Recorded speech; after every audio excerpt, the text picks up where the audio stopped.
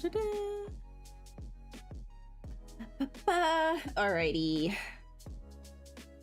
Get situated. Hello, hello. So everybody who is watching the VOD, hi. My name is Ashley. Let me situate myself.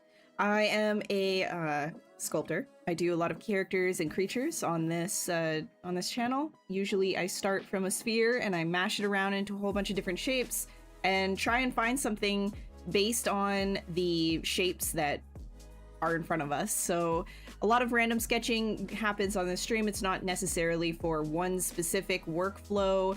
It's not specifically for games or specifically for film or print or anything like that. We're just sketching and having fun. Of course, because it's ZBrush, technical constraints are out the window. You don't need to worry about that as you're sculpting or sketching, because you could always go through and refine it and then do a design pass on top to then make sure that it will fit into whatever pipeline that you want. But to have fun and enjoy yourself and just let art be art, yeah, that's really what we're doing here. It's just treating it like a sketchbook. So if that's your thing, come hang out. We're here for 4 hours. If not, there's a lot of other awesome streamers on this channel that do different workflows for different industries as well. So definitely check out this ZBrush Live channel as a whole. There's so many videos backlogged as well. If you just want to see like how people use ZBrush, there are so many videos saved on their YouTube channel. I highly recommend it, and they're full streams, so you can scrub them, see how people do things. And if you're here in the live, you could always ask questions. You know, how does anybody do anything, right? So one sec, I gotta do, I am in Canada and the air is dry as bones, so I must embrace my fly, my inner fly, every so often and moisturize my hands. Can confirm, cool channel, cool artists. Thank you. Great is the name that I'm going to be giving you today here on this channel, this very professional channel. How are you doing? That's great. All right, Tony Frostflakes. Let's get started here. Let's get started. I'm thinking it was Chinese New Year, and Fire Horse is kind of a badass thing to do. So maybe we do something analog or similar to that. I guess the word is analogous is what I was looking for, but then I brain farted as usual. So let's just start moving some shapies with a horse in mind. A horse. A horse.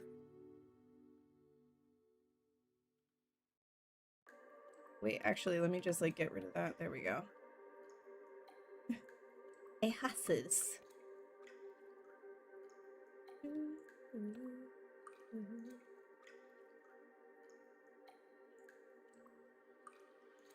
As I'm going, by the way, if anybody has any questions, feel free to ask away. Because sometimes I'll be talking about my process, and then sometimes I'm just like in it. Maybe not to win it, but I'm in it. So if you need anything, you just let me know.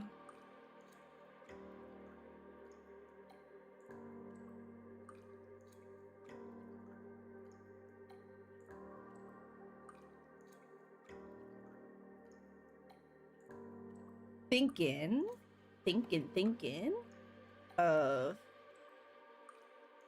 So I have with me a magnificent horse model. Horse. And it is an écrochet, so I get to see the majority of muscles and a nice representation of not muscles as well, to inform some of the choices that I'm going to be making. You're new here. K-flop. am I doing? I'm good. I'm good. You might hear me be a little bit complainy though, because I'm a little bit hungry. But it's been one of those days where like hunger has just been kind of like all day.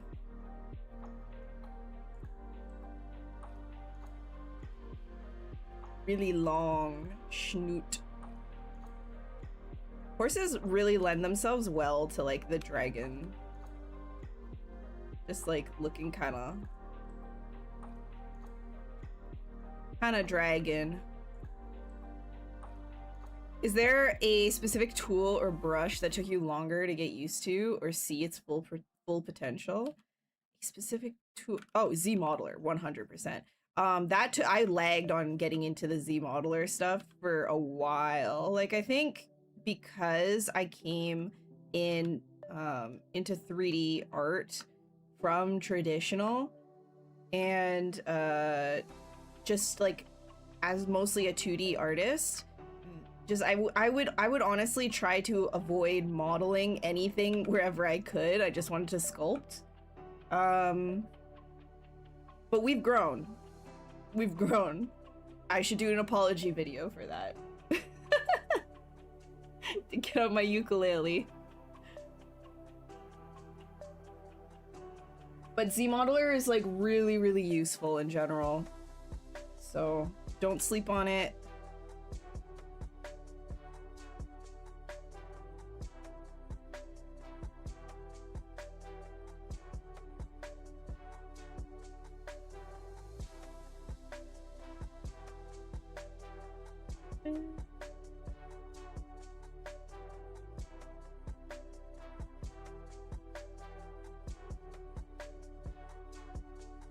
Plus.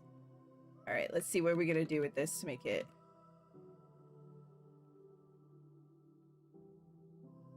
magnificent. Let's go ahead and grab cube. Me, I'm a cube. It's me.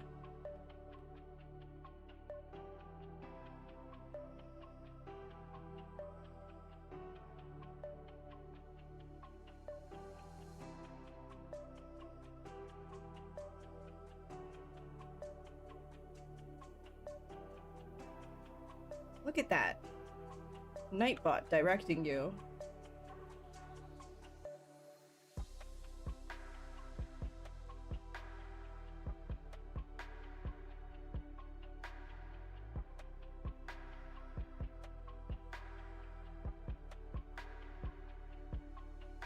iPad. ZBrush for iPad.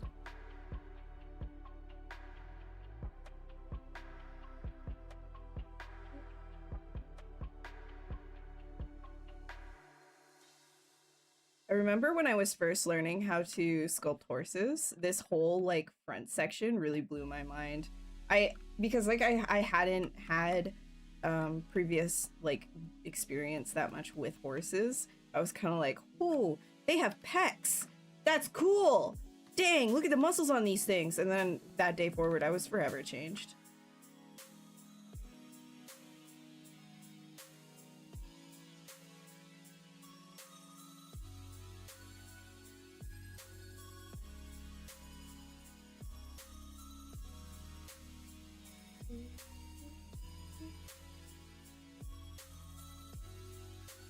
And yeah, for this one, like, we definitely could have used one of, like, the Zizu bases. But what fun would it be to then...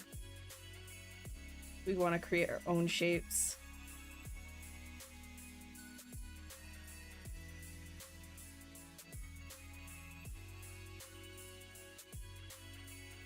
Bigger rib cage.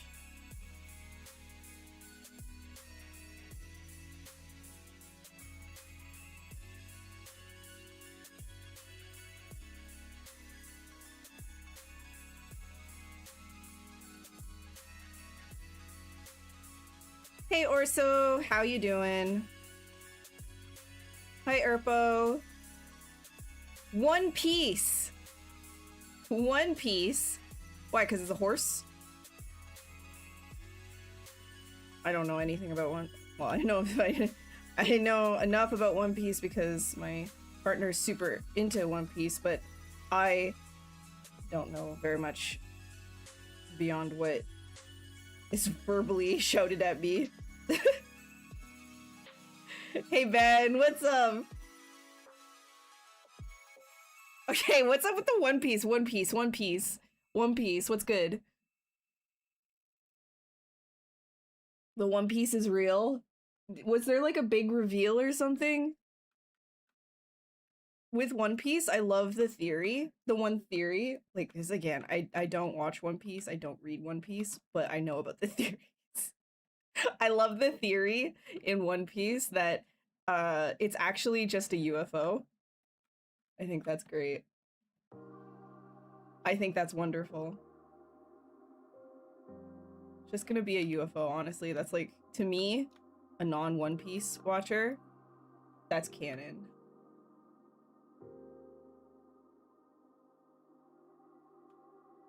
Hey, Sep!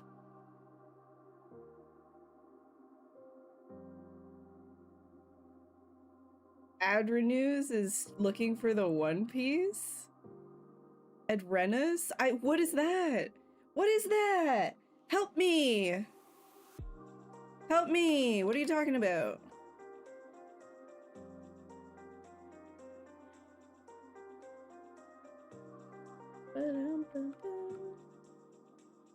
Oh, there's okay, well I guess okay, dude. How's your search for the One Piece going, my guy? Is the One Piece maybe perhaps ZBrush?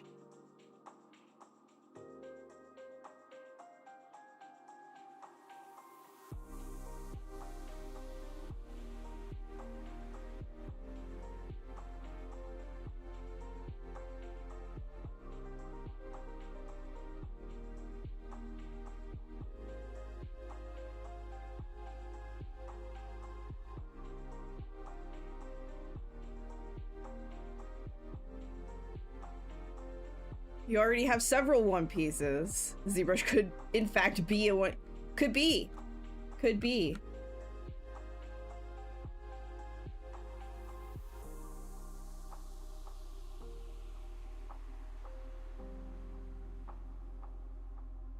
The raid meshes. Yeah, I don't. I wish I knew more about One Piece. Maybe if Eric were here, he could. Eric would have loved that.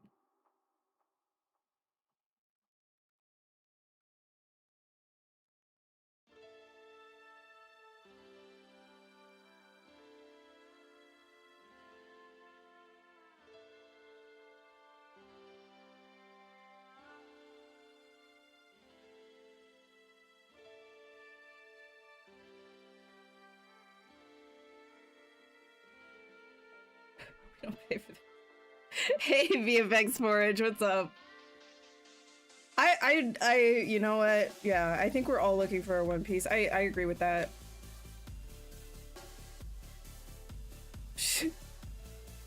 Just to trigger a little more, the One Piece is really the friends we made along the way. Mm-hmm.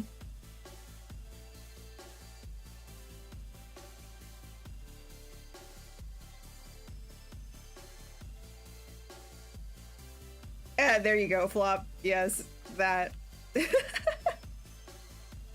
There you go.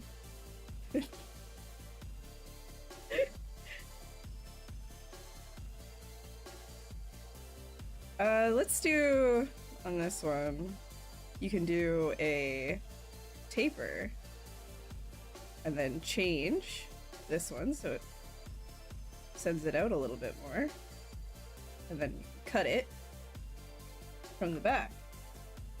Actually, then you can do another taper where it actually lowers from one side.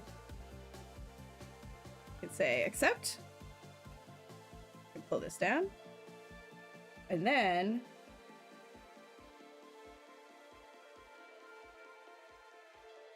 we can do a cut from the back. Huzzah! Huzzah! But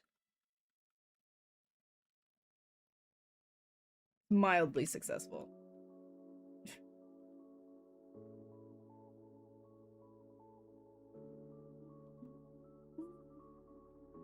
What's happening? New concept along the way? Yeah, we're just sketching. Just doing a sketchy. So, if that's your thing, come hang.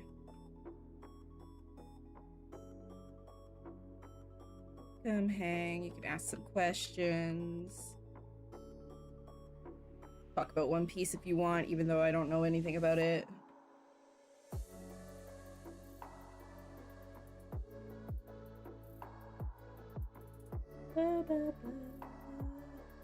Hey hosties! Did you miss finishing of the Hell's Bells? You sure did. I did finish that.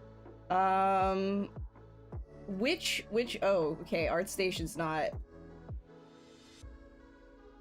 Why is it giving me errors? Yeah, let me I'll show off the Hell's Bells that I did with the Hellfire Sculpting Club. Fantastic group of sculptors, all horror based, and every few months we get a new topic and then we all kind of contribute our own thing to that. So for the Hellfire Sculpting Club, this is what I ended up doing. Here we go. Where's the Cintiq? Here we go. So this is what I ended up doing for the Hellfire Sculpting Club when the theme was cacophony. And I did a lot of this on stream as well. But that's the Hell's Bells. It's all done. I actually called it Chimera just because of the little lore tidbit that I ended up writing for it and kind of designed the end piece around. So I'll just put that in the chat so you can actually take a look yourself if you want to. There's a little progress video here, some ZBrush shots as well if you just want to like peep the deets, if that's up to you. There's a couple of, oh wait, actually before I go, there's also another thing, and then the other stuff, because I haven't been here for a little bit. Here's the other one that I did for Valentine's Day. Totally different, retina blasting. You can blasting me, flashbang. But we did a little Cupid on my stream as well. So there's that as well. There's that if you want to go peep the deets on that one. It's all there in the ArtStation. Yeah, that's a catch up.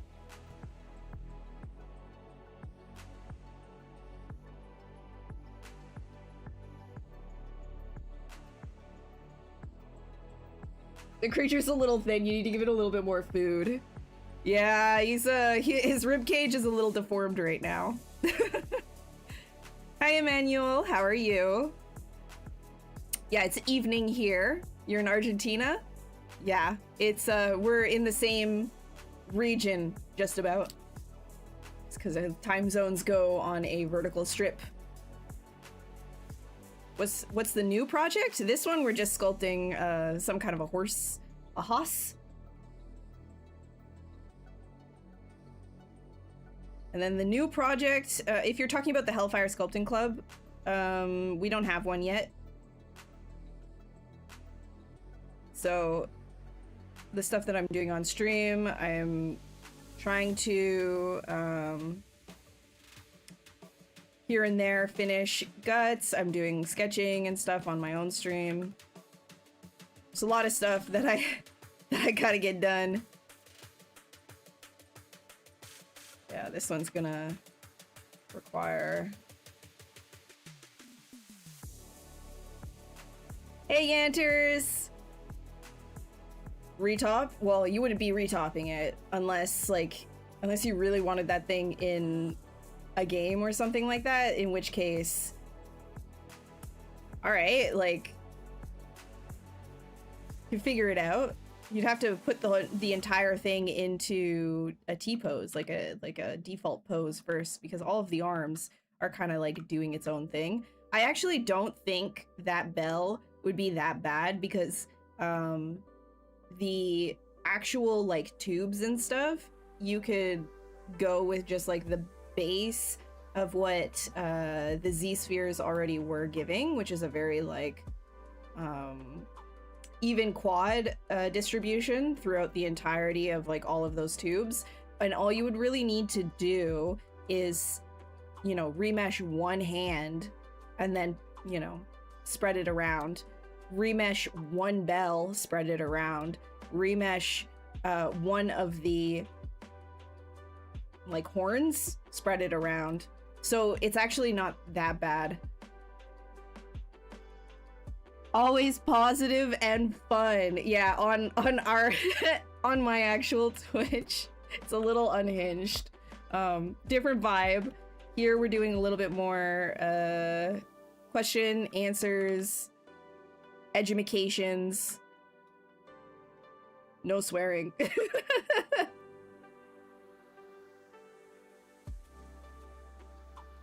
But it's a good time anyways. Actually, let's just keep this one in the middle here.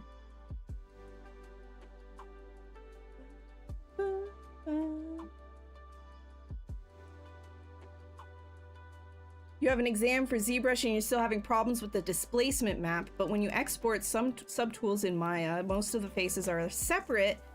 And another problem you have is saying when you connect displacement, is that the padding is at least 10 times smaller than it should be. Okay. So in Maya, what are you exporting as? Like, what is your file format that you're exporting as? Sometimes there are some problems I find when I'm exporting with an OBJ because it likes to remember like select states, and also in ZBrush it likes to remember polygroups, and sometimes when you're exporting an OBJ it can cut these up. Yeah, so try ERPO, try an FBX and see if that fixes your split up issue. FBX is a little bit more of a stable format, I find, than OBJ. It's a little bit easier to deal with. You just need to make sure that your settings for FBX export are what you want. But there's a lot more that you can do with FBX in general. And then when it comes to you're connecting the displacement, the padding is at least 10 times smaller than it should be. Are your resolutions matching what you have inside of ZBrush as well? That's something that you can check. Human characters, A pose or T pose for retop, which is better? It depends on the situation. So, and it depends on your rigor as well. There is no one size fits all. So if you're going to be doing something that is like a character is going to be like lifting its arms a lot over its head, you might want to consider T pose. A pose is just a more natural feeling in general. So it really comes down to the kind of topology. If you are looking to use corrective morph targets or a more advanced bone structure with your rig in the shoulder joint area, that's what will make a difference between A pose or T pose. And also the design as well. Like if you have like big pauldrons on a character, that character might not be raising its hands all the way up here all the time. So it depends on what you're doing. If you got a very like climby character, you might be told to put it in a T pose, but a lot of the time it is A pose, and that's just fine.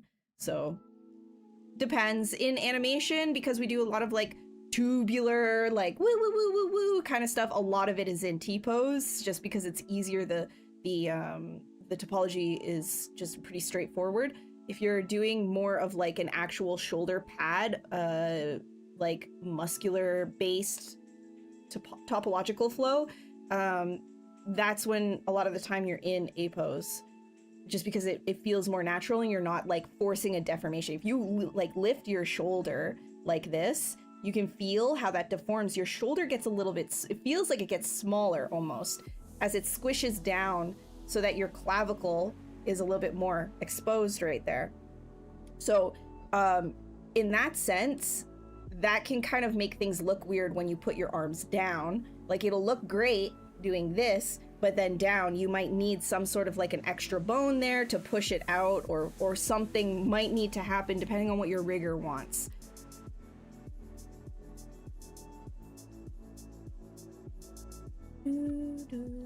Okay.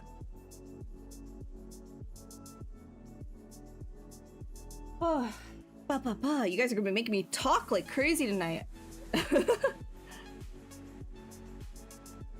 Hey Zerverk, how are you? Hopefully that makes sense. T-pose if the rigger understands how clavicles and shoulders works. You worked with so many riggers who have no understanding. Okay, fair, but also it doesn't just come down to that. It also comes down to like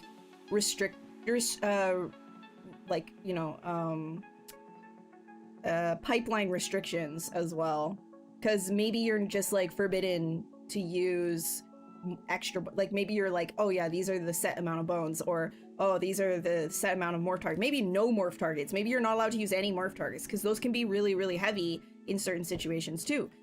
In which case, like, you got to work around that. So it depends. Very, very much depends. Hate to see that word come in. Depends.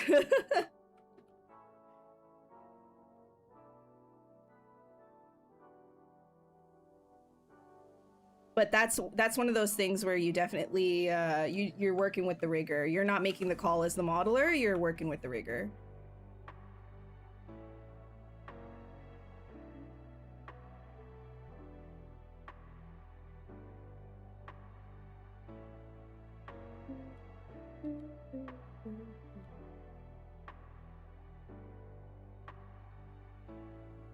It's got the bell-bottom jeans.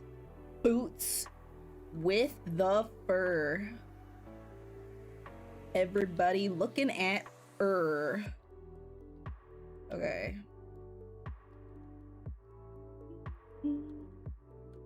But yeah, if you guys want to come and hang out on my stream too, I'm gonna be live tomorrow as well, but it's a different vibe from here.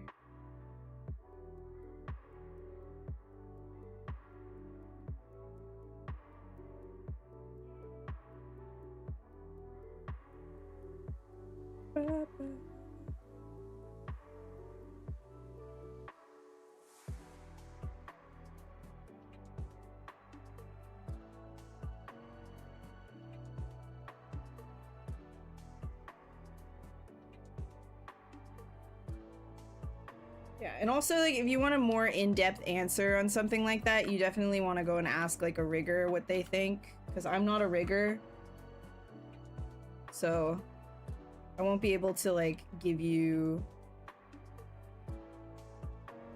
an even more, you know,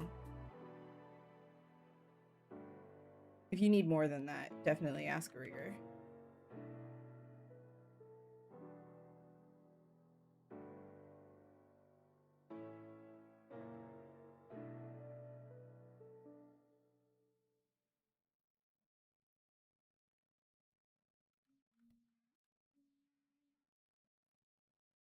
If there's no depends, not even magic.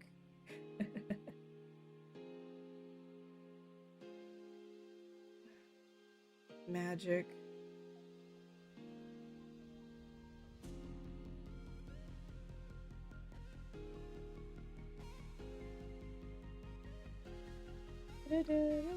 Oops. So if you get that, where your scaling gets all wonky when you're working in symmetry, what you can do, because it's just based on the normals, like if you're starting to flip things around, and then anytime that you want to start you know, like moving separate pieces, they start to go separate directions and it's like unpredictable, just hit a mirror and weld on them again, or like if that happens, mirror and weld, and it's not what you want and you want it to be the other one, just do a mirror and then a mirror and weld, which you can find that down in geometry. The two are separate, so mirror and weld is in here in geometry and mirror is down here in deformation.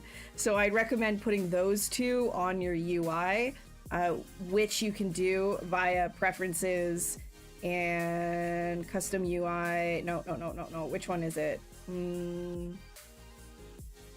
Enable customize. You say this right here, and then you can start dragging. If you hold Control and Alt, you can actually drag buttons anywhere you want. Drag them to somewhere that makes sense for you, because going into these menus over and over again, very frustrating. So I highly recommend doing that. And then when you're done, disable, enable, customize. Riggers used to come up with the worst gaslighting. Please, could you make this wing perfectly flat? Could you remove a leg?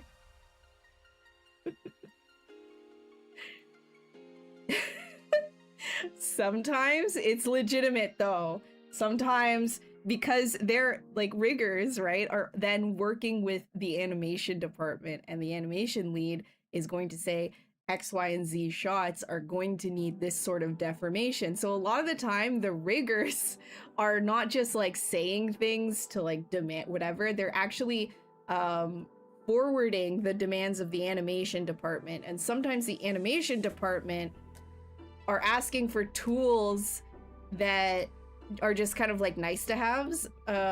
Sometimes they want like an ability to sculpt on top of what they're doing, which is cool, and that makes sense, especially for like smear frames and stuff. Like, it depends on like what you're working on again, because again, like all artists have like their own kind of like workflows, and requests come into like the rigging department all the time from animation, and then that gets streamlined down to the modelers to then make changes depending on if that's even viable or not, right?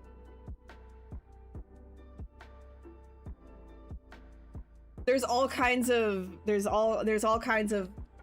funny business that goes on with like the structural hierarchy in animation. But at the end of the day, it's like, if you can make it happen, then make it happen, you know? If it isn't hurting any— oh my god, this dude's got a booty! Sorry, I just yelled that, but he's got booty! I didn't even realize I was bootifying him. Was cute. Badonka Donkey. That's his name, the Badonka Donkey.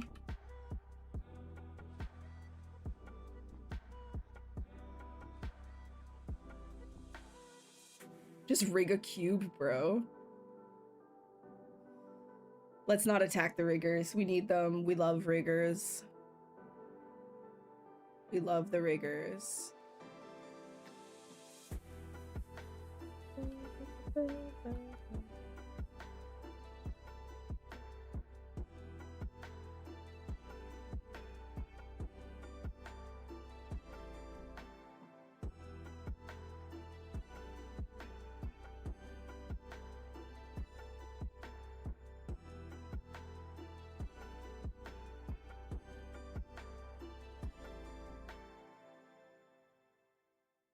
Back. I'm pretty sure, yeah, these guys get splayed outwards just slightly.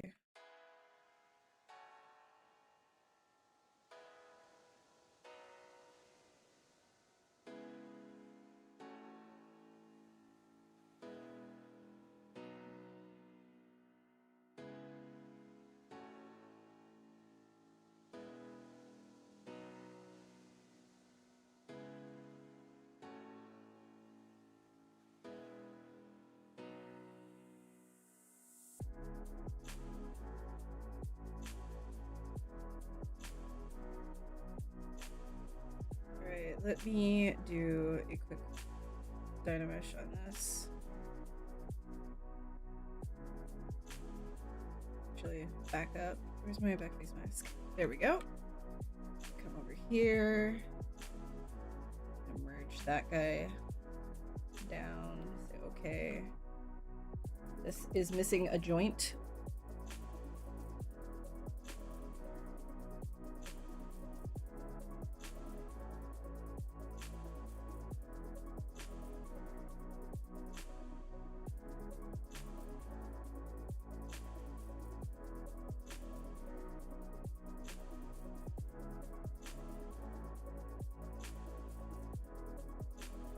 Hoss. And then I can just gonna attach all of this stuff together. Where are we at? Merge down so that we can do larger changes. Where's this guy? Merge down. Oh, I didn't mean to do that. No, we don't want to. Whoops, cancel. Wrong one. Merge, merge, merge, merge right here.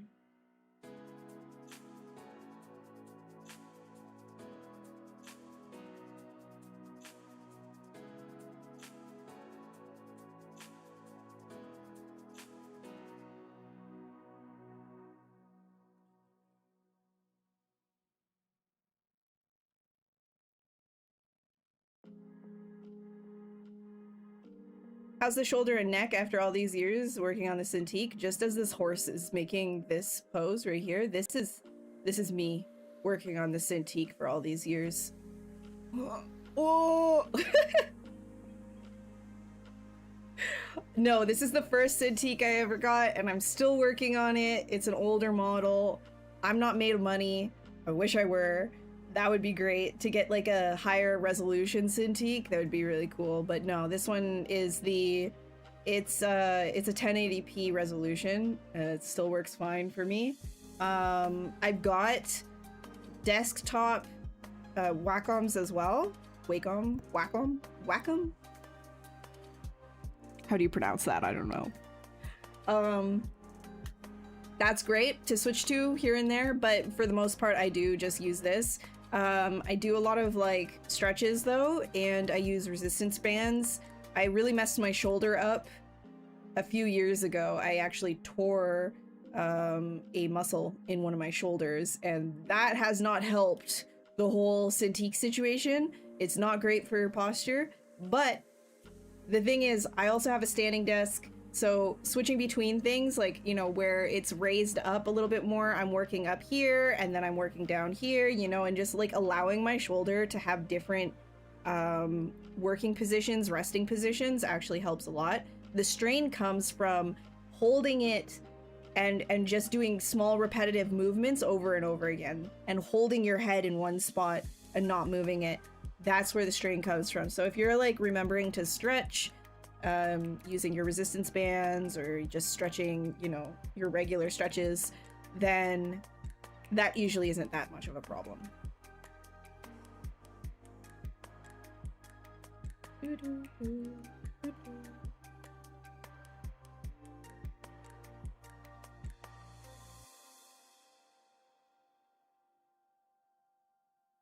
Michelangelo developed a vision problem from painting 5 years in a row, looking upwards. Afterwards, he could only read looking upwards, and he had to lift letters and books above his head.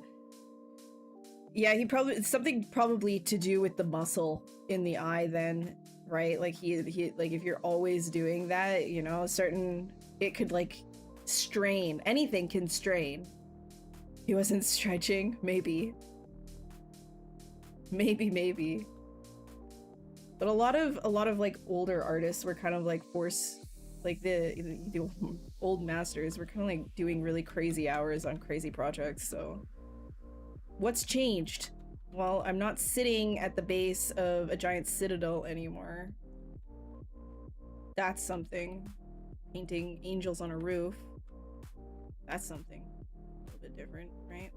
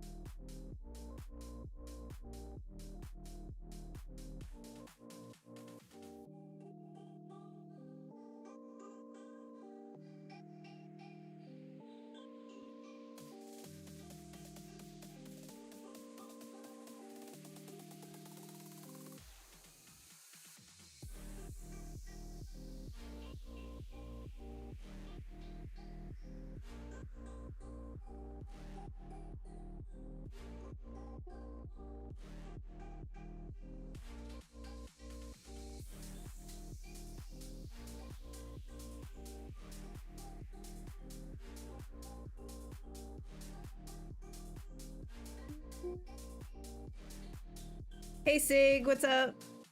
It's a solution to those pesky welds in ZBrush when you merge the parts. Which welds? Like welds in the center, like there's different solutions for different kinds of things. So let me know which welds you're talking about. Like give me an example.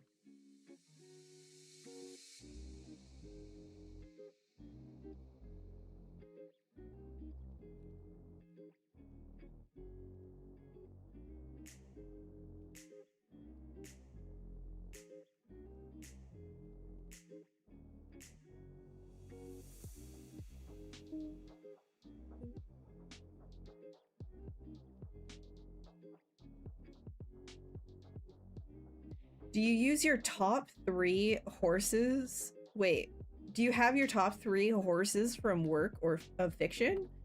Ooh. Okay, Death Dealer horse, Frank Frozato's. Aces. Horse from Spirit. Aces.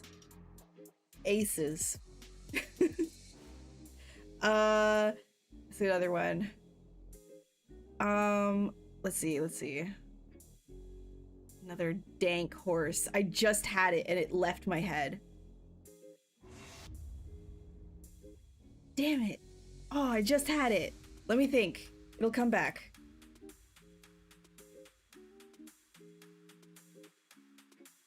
It's another good horse. What is that? What is that? What was I just thinking of? Oh, yes, and the horses in Lord of the Rings, ridden by the Nazguls. Swaggy.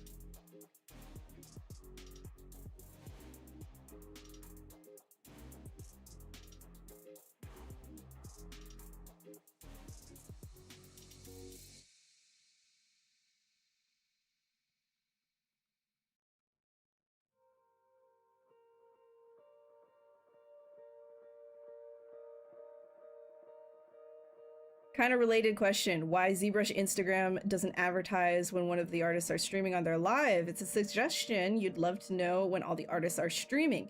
Okay, so yeah, they don't do that, but there is something that you can add to your calendar. I'm pretty sure. Here, let me go and find it.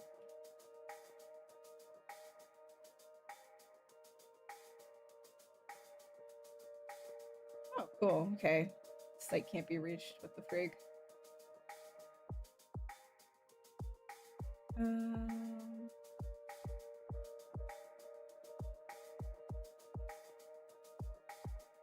Or if you can't add it to your calendar, you might not be, maybe you can add it, like there might be like events specifically, I'm not 100% sure, but right here, Sig, this is like the actual ZBrush Live website, so you'll be able to see like who's presenting, when they're presenting, for the most part. Sometimes presenters don't have their info up. It depends on like when there was a calendar dump, because we all kind of go through and put our times in every month.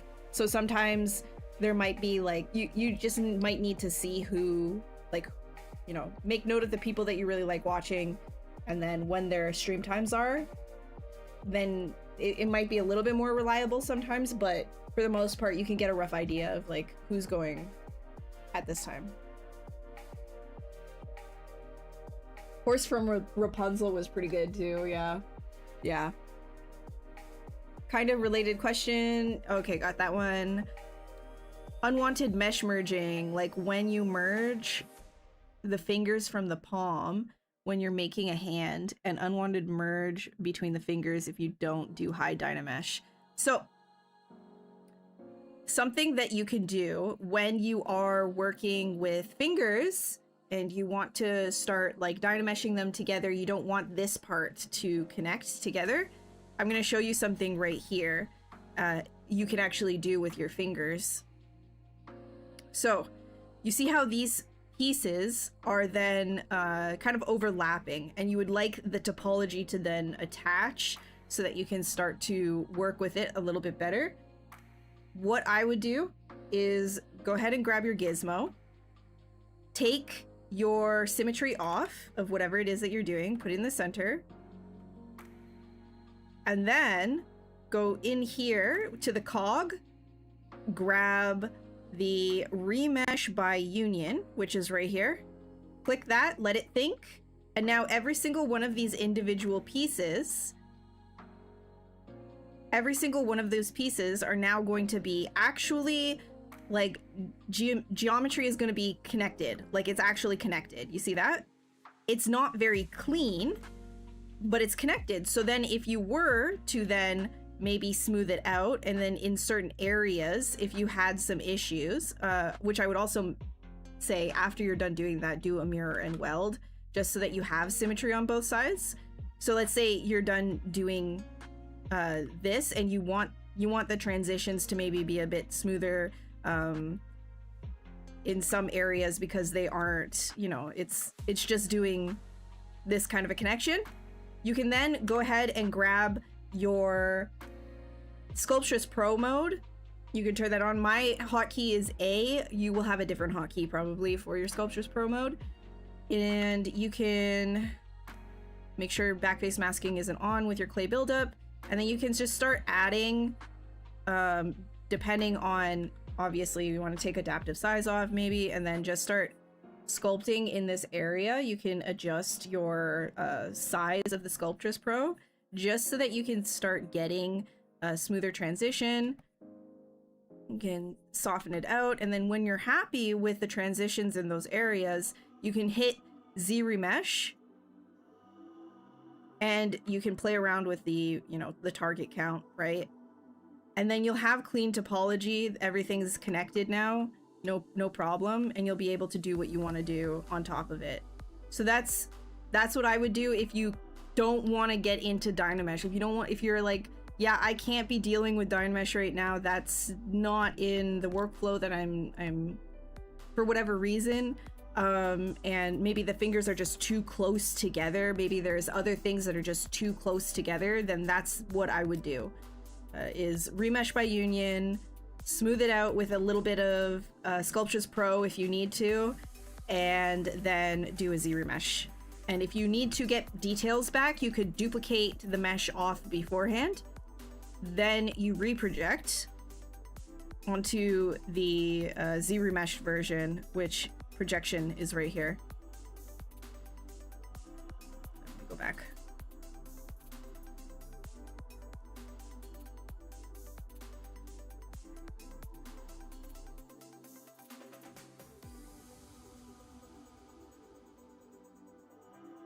Shadow of the Cloud. Yeah. Yeah, it's also a good one. Good hosses.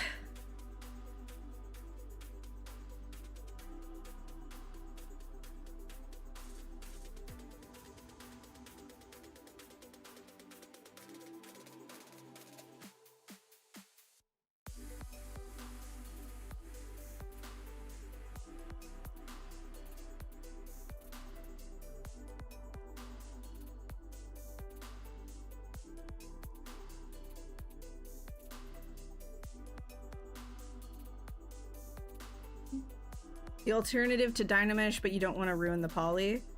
Yeah, you can use that method if you want to attach things, but you don't want Dynamesh to be messing up your what it is that you're working on. If you're early enough in, though, let me just say that if you're early enough into your sculpt, just separate the fingers a little bit. Naturally, when you look at your hand, you see that the fingers, this is a very common thing that I see a lot of people just starting to work on, like hand anatomy, is they will take the finger and put it directly next to the other one. And so it's more of like a V that happens, but you can see here, there's a flat area. There's a flat area. It's not exactly a V. There is this sort of like spacing in between each finger. And that naturally will help you, you know, even if you want to start Dynameshing, you will get less of that problem just because things will just be naturally spaced out.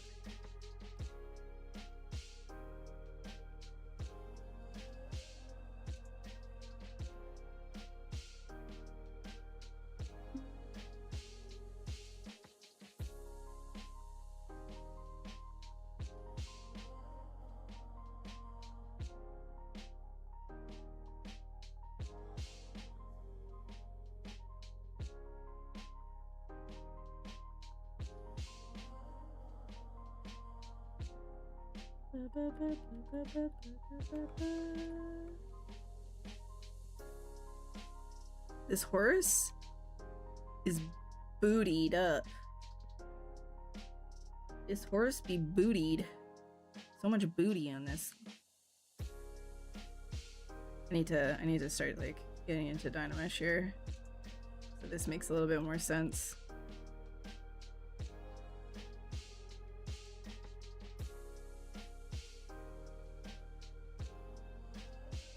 Anatomy for sculptors? Yes, it's a very good one. It's a very, very good one, in general. Yeah, I recommend everybody starting out. That book is a good one. It's very digestible.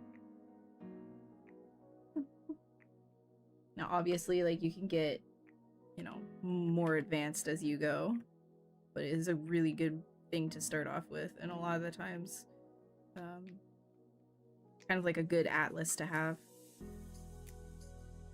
Generalized anatomy.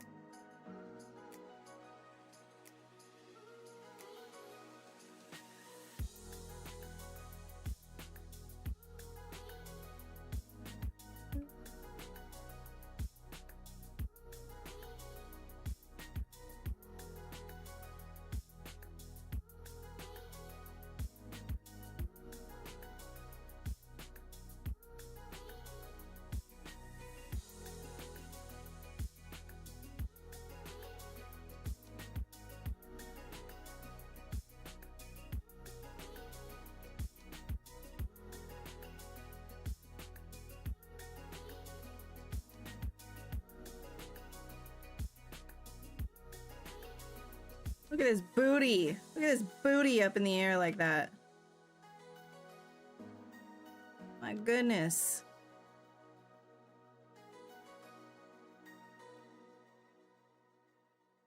Goodness. All right, let's start to have a little bit more fun with this guy. Dynamesh the head just a wee bit. Na, na, na, na, na, na.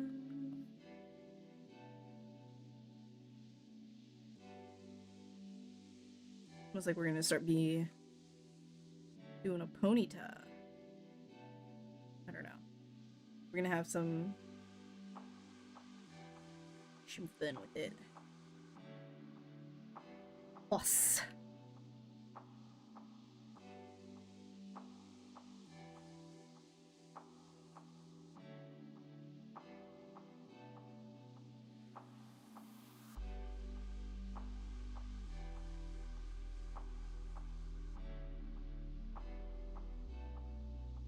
Yeah, it's very donkey right now because of the proportions, the legs and everything. I'm gonna be changing it. That's why I said it's the badonkey.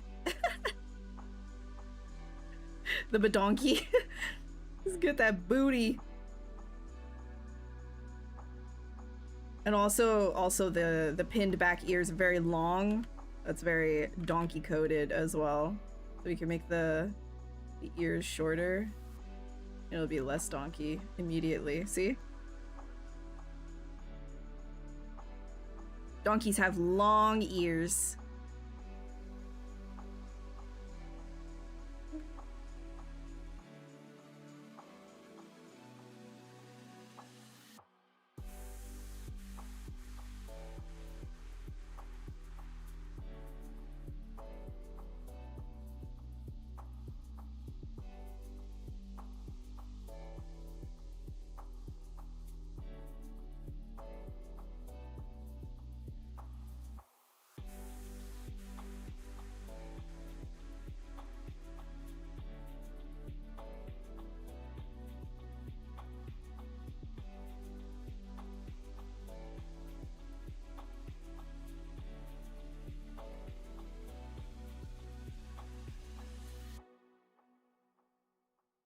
I think I'm going to make these legs actually longer. I'm gonna like try to stretch the proportions a little bit. These guys.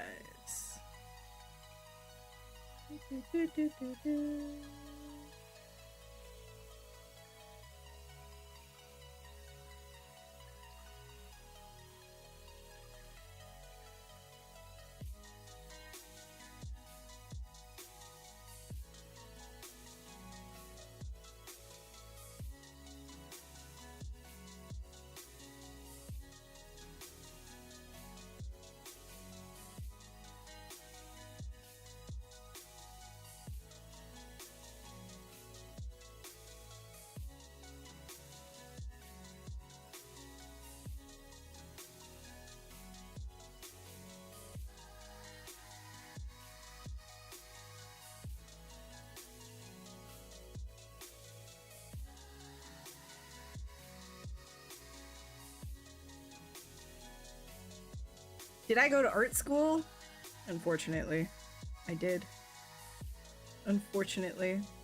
I regret to inform you. Yeah. I went to a fine arts high school, and then after that I went to an animation college for 2D animation, and all 3D stuff pretty much learned on my own. But otherwise, art fundamentals was definitely like I went to school. I went to the school and I learned.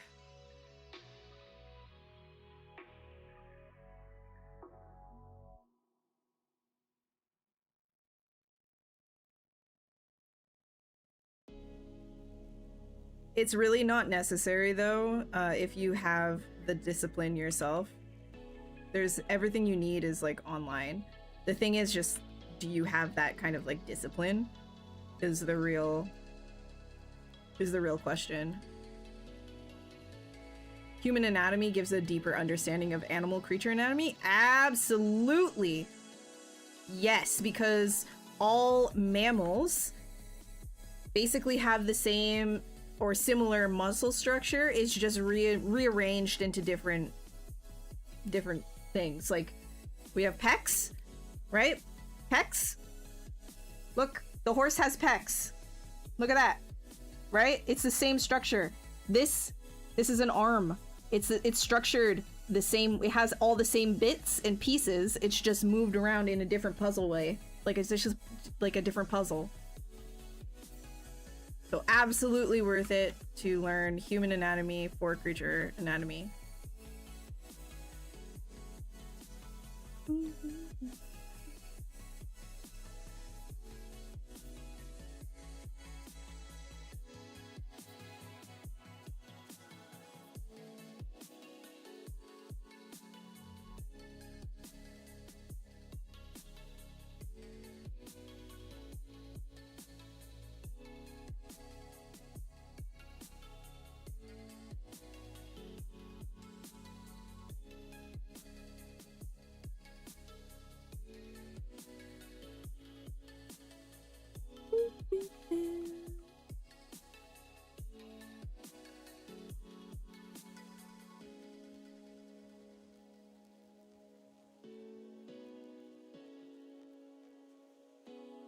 There's the floor here.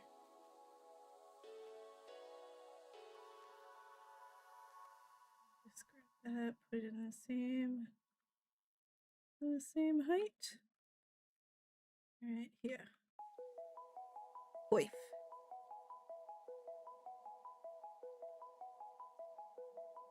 Nature is crazy. Nature do be crazy.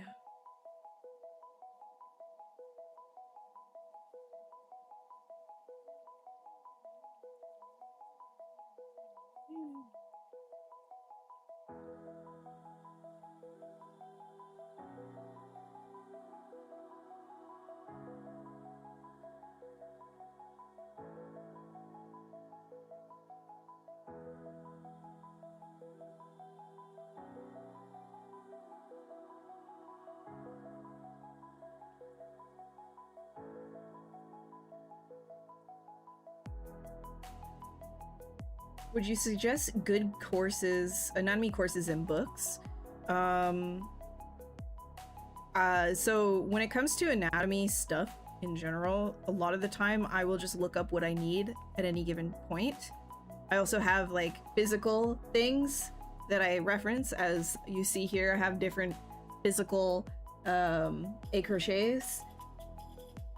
Also the one for if you're just starting out, I really recommend Anatomy for Sculptors. I have some more like classical stuff as well, but that's like, it can get a little bit confusing, I think, for somebody who's just getting into it, because there's so much that's suggestive.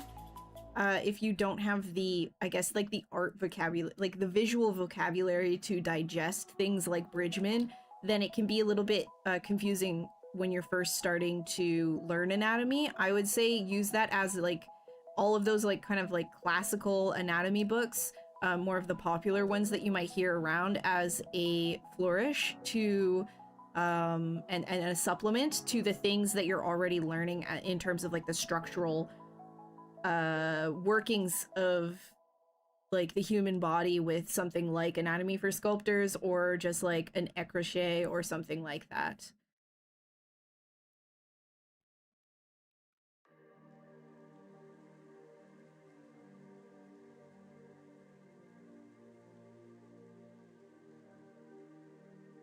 And then as you gain the vocabulary, because you know, it is something that maybe like isn't talked about, you gain a vocabulary the more like you work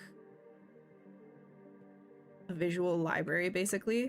And once you can start understanding what it is that you're looking at, like in terms of the muscles and the skeleton, it'll start to make a lot more sense what somebody like Bridgman is doing when they're doing like shorthand, right?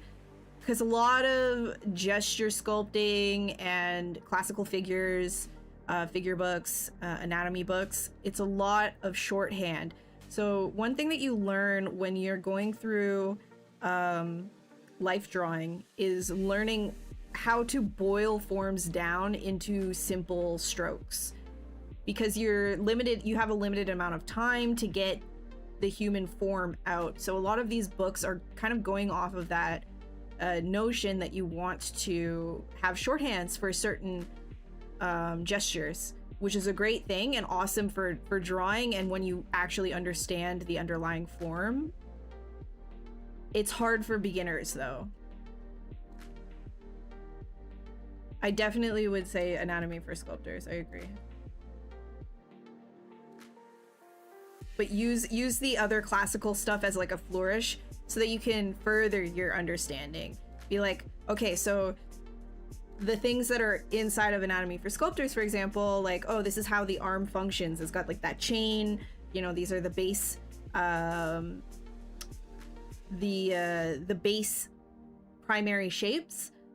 You can then, after you've gotten that down, you can look at what like other classical sculptors have been doing and try to identify where these base shapes are within their naturalistic sculpts, right?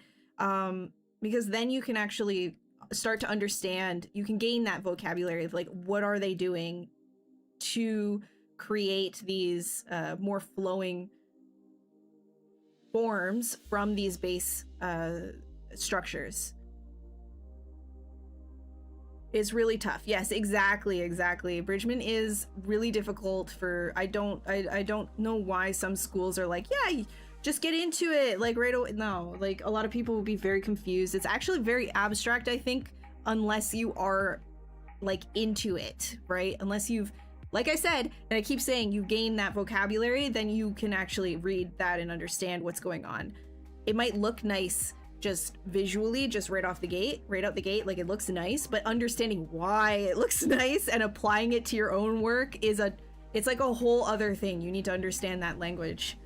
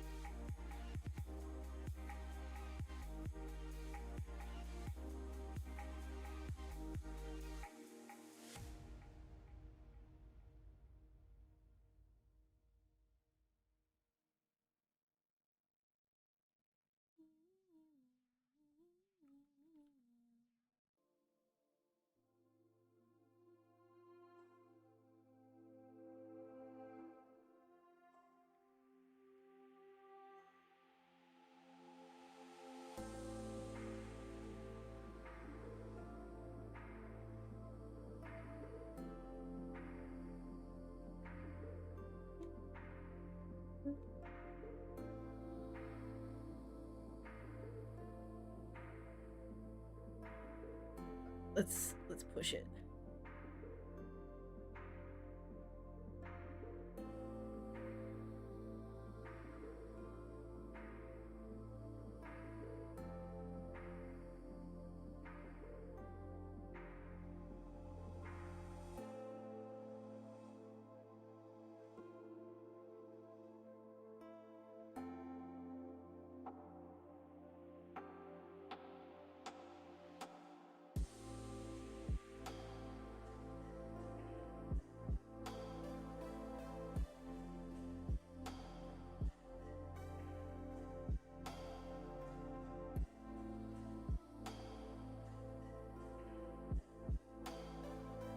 Every time Nightbot puts down like the promo, I always think it's somebody talking.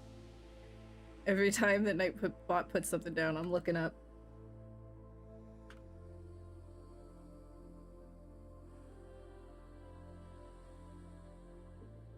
My peripheral will be tweaking.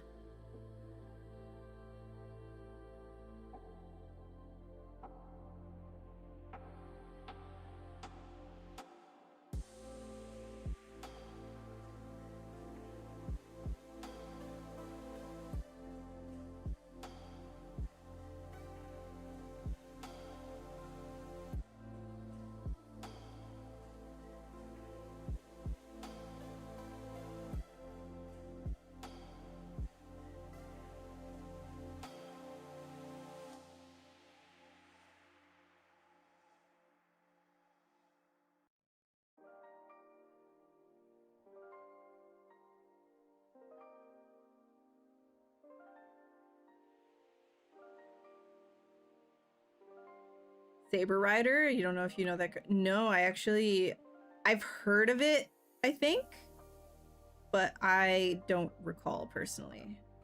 Like, I don't think I've ever watched that.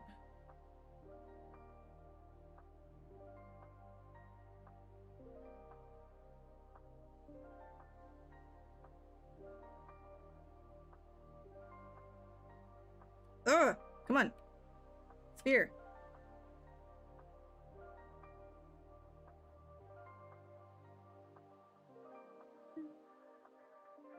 Here, I'll just Google it. Let's see. Saber Rider.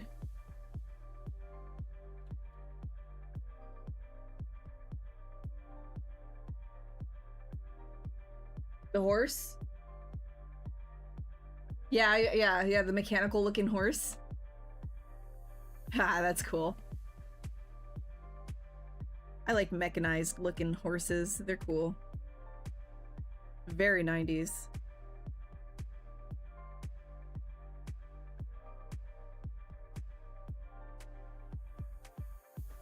Yeah. Yeah, I haven't watched that personally. That looks cool.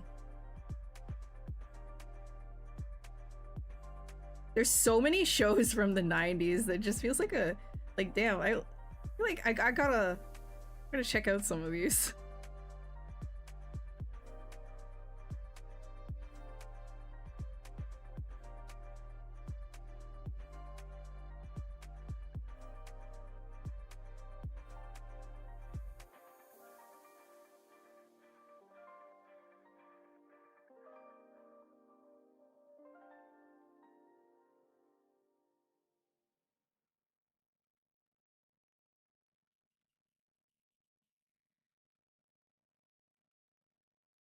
I don't want to humanize this too much. That would be odd.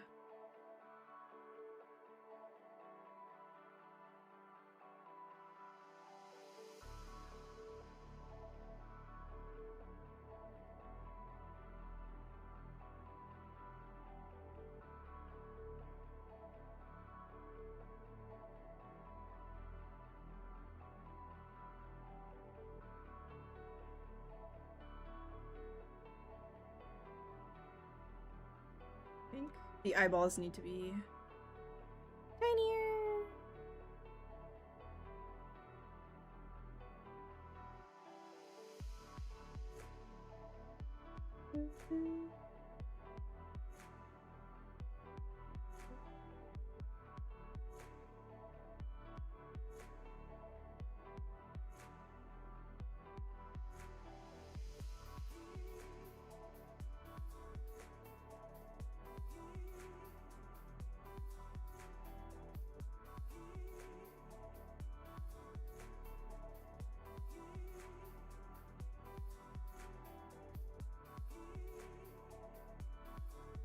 Hey Patrick, how are you? You want to know my opinion on the subject selling 3D assets online in 3D marketplaces such as CG Trader, Fab, you name it. Would you recommend it? Have I tried it? I've not tried it. So I don't know if I can recommend it or not. See a lot of people doing that. I guess it really depends on if you're okay with the cut that they take at the end of the day. I know somebody was asking me a little bit, like, just in terms of like illustration, like, oh, why don't you sell your stuff on display? And I looked into that and I'm like, damn, so for something you guys like technically would be buying for $40, only like basically $2 or $3 is from every $40 sale is coming back, you know? So it depends, like what's the you always got to like look at that sort of like cut, that split, and see if it's even worth it for you. But if you just have like regular old assets laying around that you're not doing really anything with, and you want some kind of like disposable income, it's you might have some success there.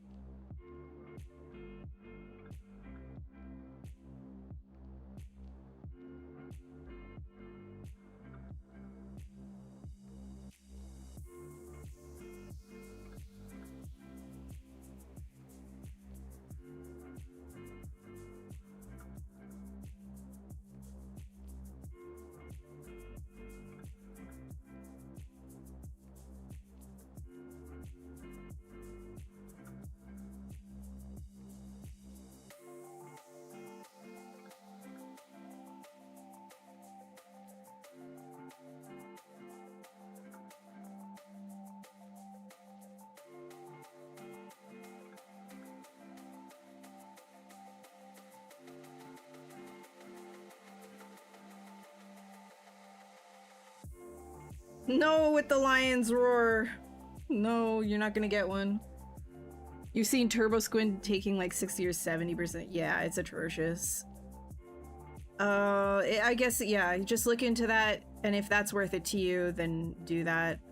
But I wouldn't say like like if they're taking that much of a cut, I guess it's better like if you don't have a wide audience, like if you have like a number of people who see your art online, you have like a large like following or something like that, then I feel like you don't necessarily need to use a third party that would take that much from you. You could probably set up something on your own.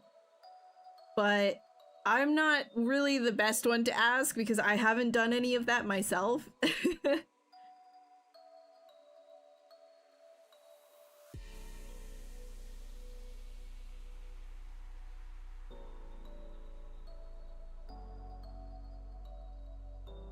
Hey Angel, thank you. Glad you like. Glad you like. What's the skull on the horse? The horse.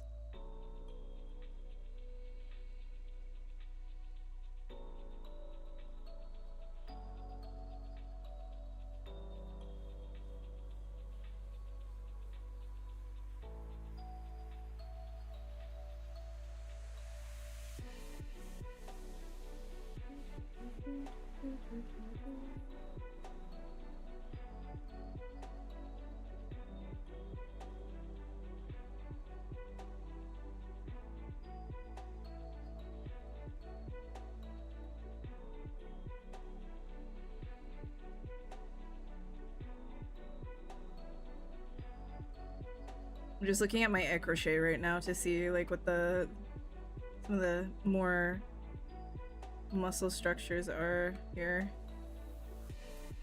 If I wanted to get even more accurate about this, obviously I'd be looking at far more images. But I also want to be a little bit loosey-goosey here. So I'm not restricting myself to 100% accuracy. Just so that I can get a little bit more freedom as I get some interesting shapes in here. Meanwhile, also respecting that horses have very specific structures.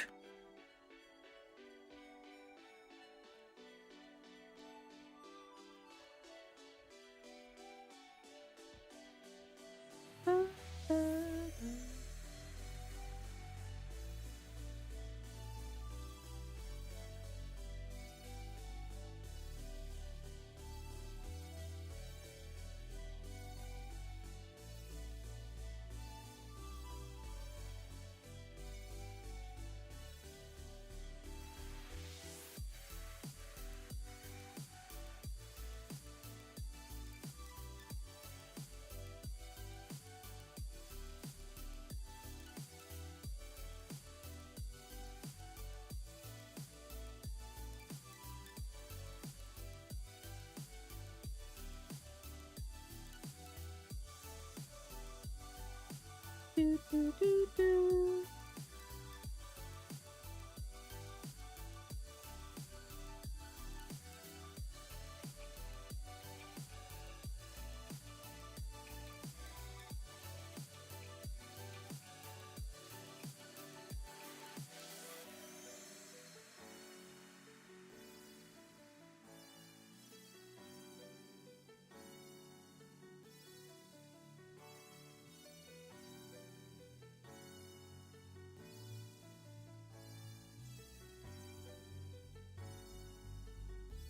I remember to get its hip bone in here, and like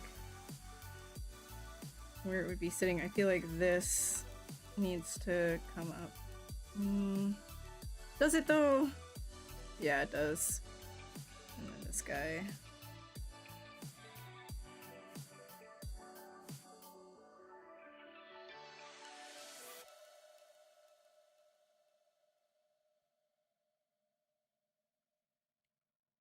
Heck yeah.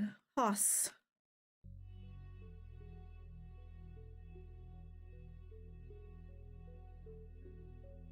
Thicker, definitely. More muscle.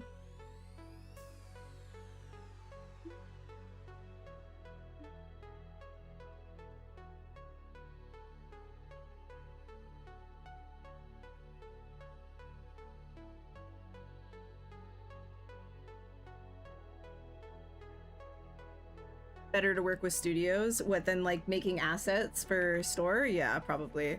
There's just, the saturation is massive.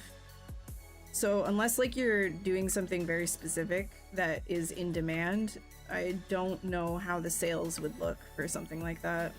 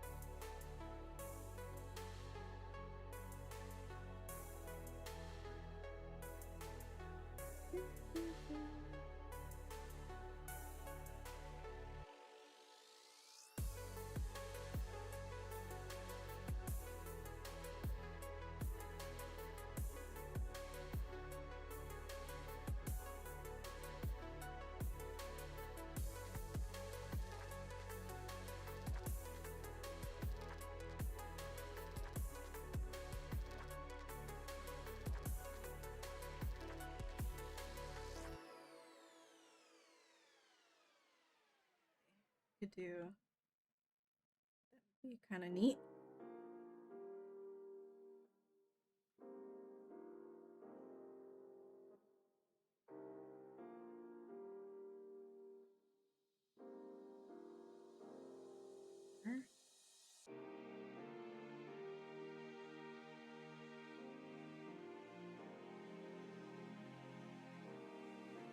Hi, Ren. Yeah, no worries. If you ran away to make a coin while studying and polishing portfolio pieces. How to make a coin? Like a coin inside of ZBrush? Or are you saying like how to make money? If you're studying and you want to make money off of the things that you're studying for, I think that's a bad idea. I think you should probably find your income from another source and make sure that you're just dedicating all that you can into your studies, and not muddying the water, because as soon as you start putting finances in front of your studies is when your studies will start to lack. I would not do that if I were you. What am I making now? A Trojan horse? Fire horse. Buy a huss, because we've got Chinese New Year, so I was like, we do hussy.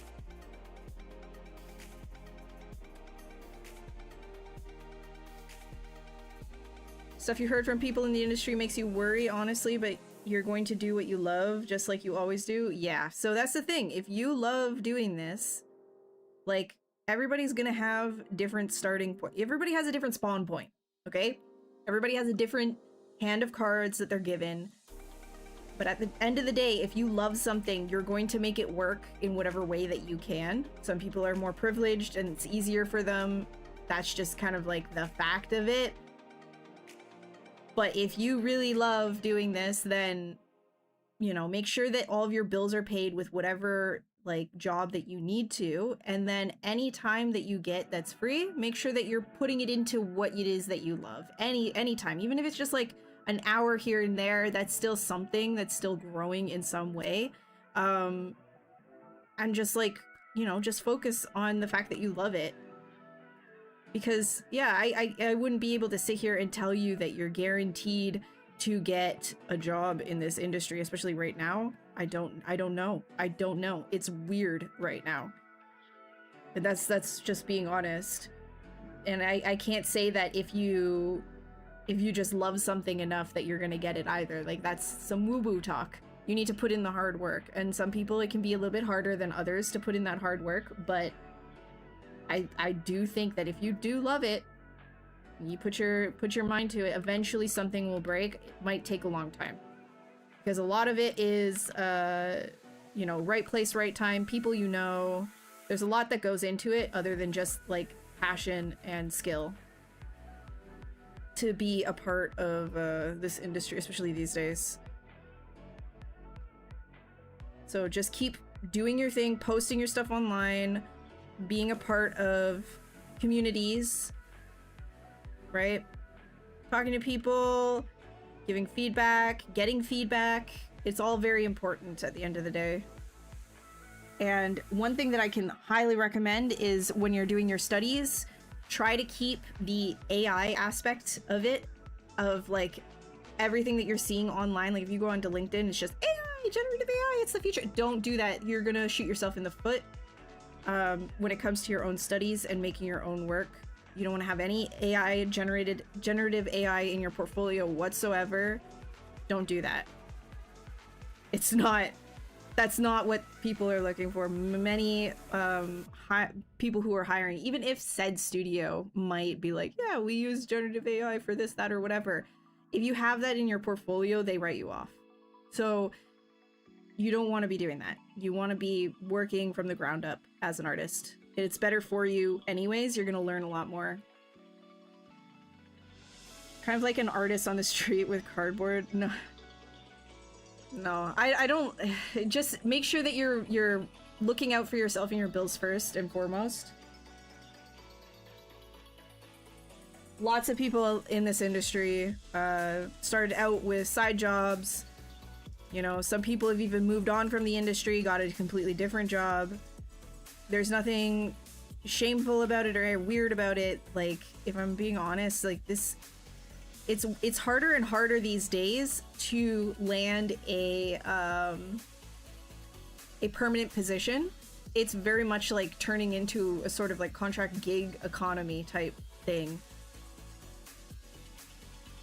Hey Mo, how are you? Moop. How do you say your name?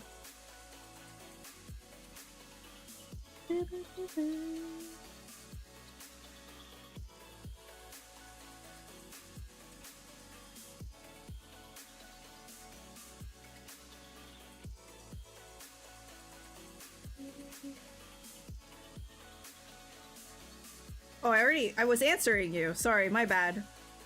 All of the chats, so in Restream, it all kind of looks the same, so I didn't realize I was actually replying to you. How do you say your name? Just so I get it right. Your username.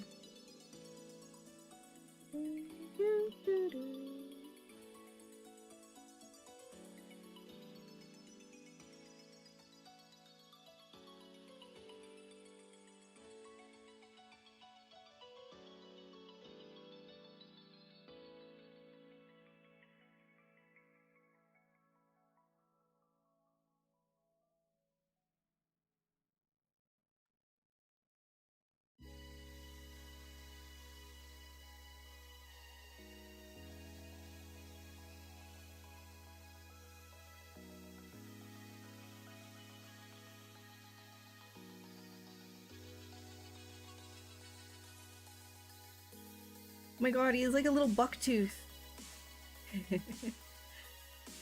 Have I ever tried to sculpt myself? I actually haven't ever tried to sculpt myself. I've drawn myself. I've drawn myself multiple times. I've never done a sculpt self-portrait before.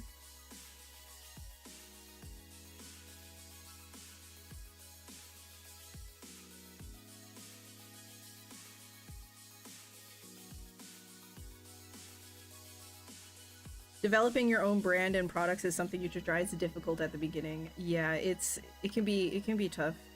I'm kind of like it's not good, obviously. I'm trying to be a little bit better about that these days, but I've always been a little bit like allergic to the finance side. So that's like a whole thing. Because I honestly, like, you know, like a lot of you guys, like, I'm in this to enjoy doing art, and so when it comes to, like, the whole finance thing, like, you need to think about finances in order to survive, but mixing it with art has always been, like, an ugly thing for me.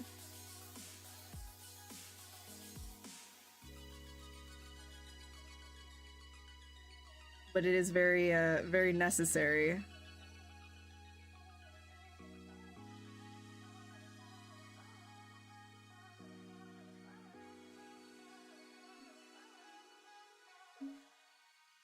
Sculpted on pose 3D scan of yourself. Oh, true! I totally forgot about that monstrosity! Oh my gosh! I forgot about it! Flop. I totally forgot about that. That's crazy. Oh, okay. I guess like technically I've sculpted on myself. I haven't sculpted myself, but I've sculpted on myself.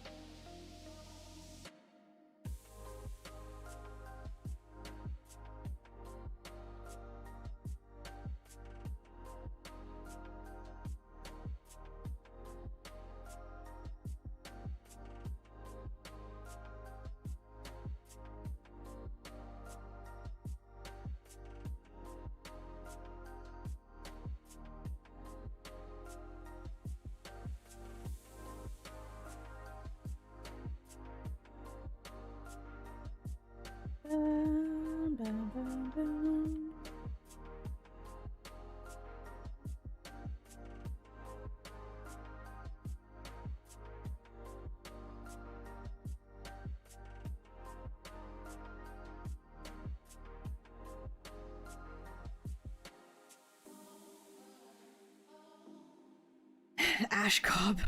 God, you have a name for it. Yeah, that was... I mean, that was something. Listen, like, it's a normal thing. You have trauma and you just kind of, like, push it into the back. It's normal.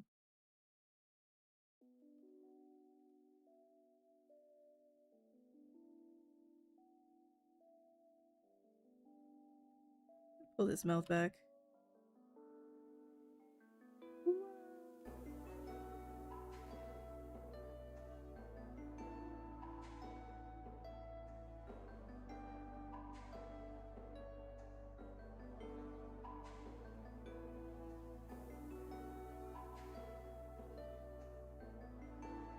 Bum, ba, bum, bum, ba, bum.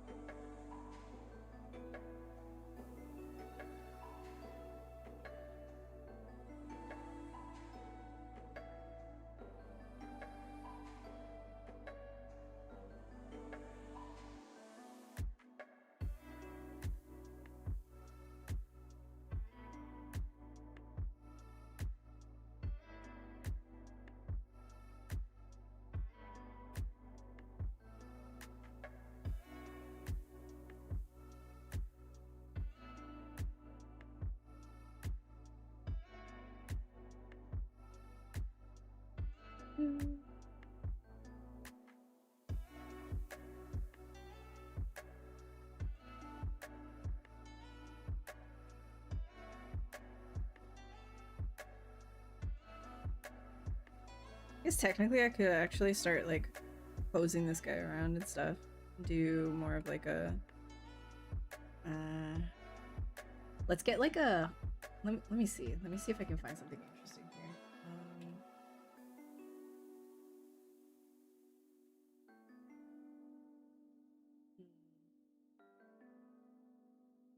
Like a rearing horse, just so that I make sure that everything is like in the there it is.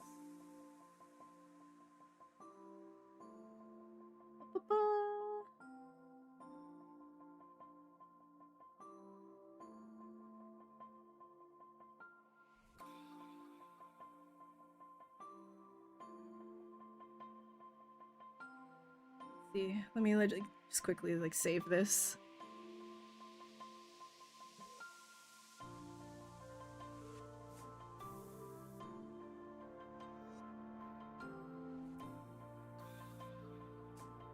Loss is the name of the file.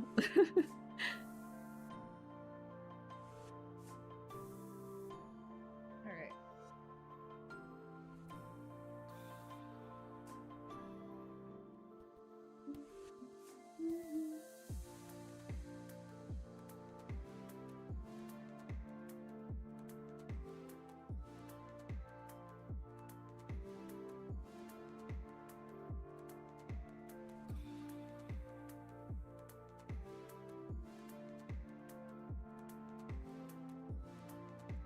That might be a little bit difficult here. I gotta kind of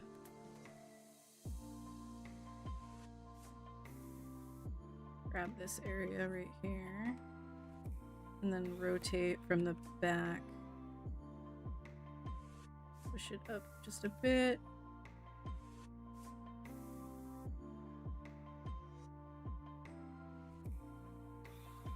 And then this whole piece right here and curve back, but the back needs to stay straight because the actually horses are extremely stiff. So if I do something like that, then this whole piece here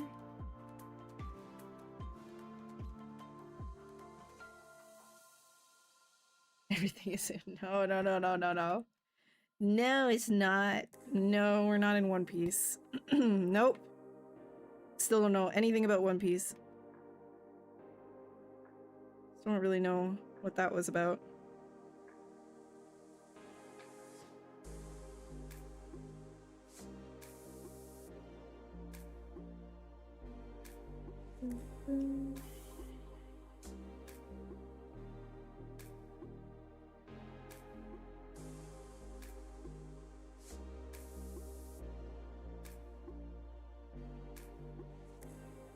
I'll have to like do some sculpting on this guy.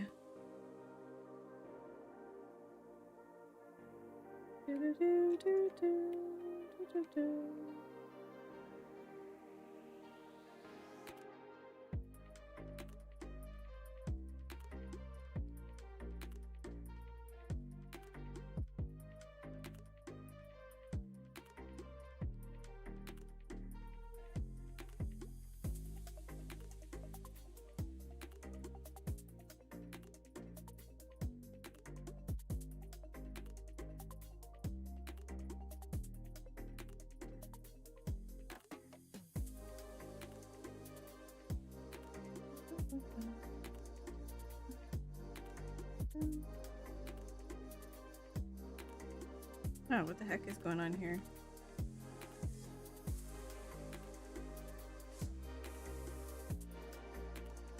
BoJack Horseman.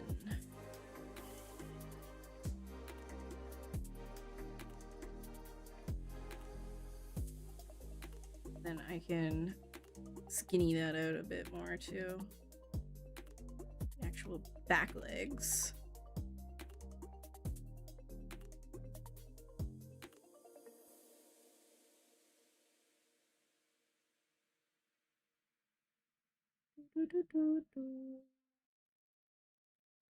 Oh, no, we don't want to bring those ones.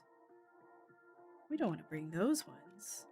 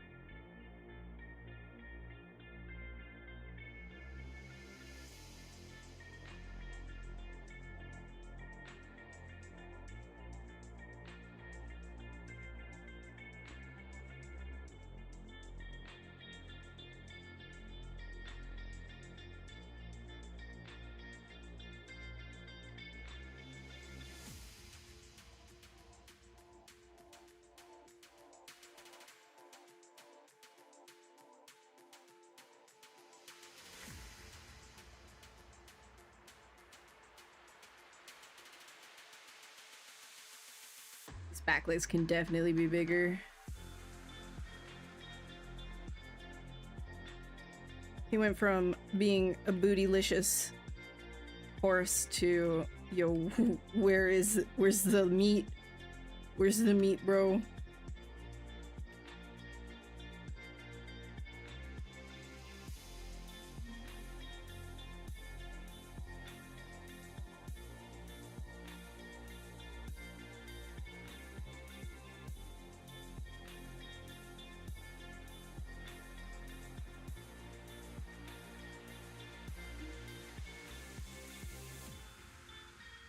And then I'll just kind of keep sculpting it while it's in kind of like the half pose like this. Get it to closer to where I want it.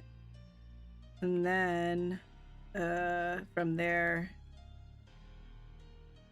I will finish posing it more dynamic.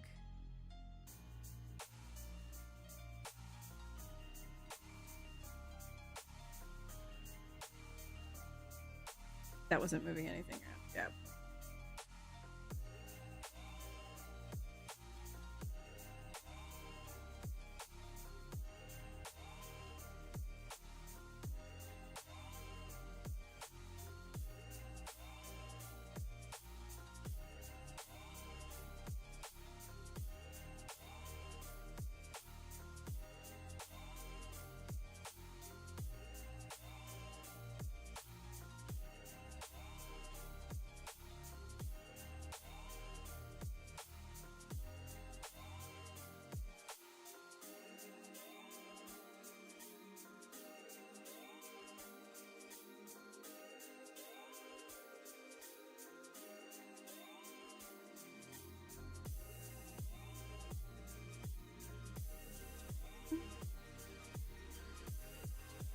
What do you think about feeling and executing the forms? You always feel like you have a problem with forms and can't execute them properly. If you're having a problem with your forms, I think something that actually helps is to just make sure that you're zoomed out.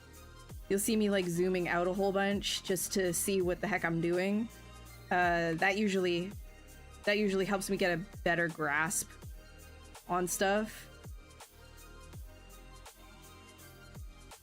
But otherwise, what do you mean?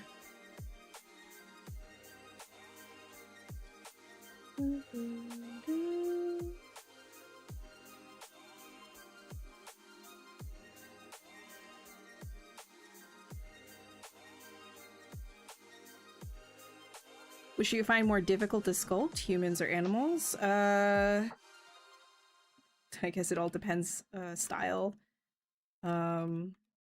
What the expectations of what I'm doing is at the time. Or are, rather. Sorry, grammar. Likeness is actually pretty difficult. It can be pretty hard. So, animals, getting animal likeness, there's a lot more forgiveness because people don't really, like, know all the time, like, subconsciously what, like, animals look like correctly in all situations because we're not exposed to all animals all the time, so then they can be easier to make look correct to a general audience. Like, you can make mistakes and it's not as noticeable. Not that that's, what you want to be doing, but you can, and it's not as noticeable. Whereas, like, people, you can hit the uncanny pretty easy. And then if you're hitting the uncanny, people will be like, hey, that looks like caca-doo-doo.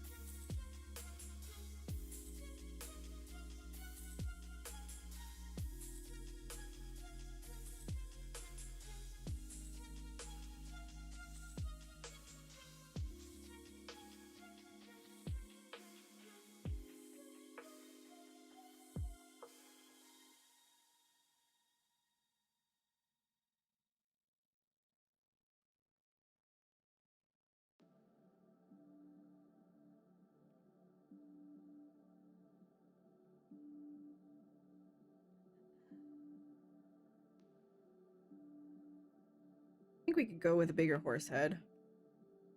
Bigger head?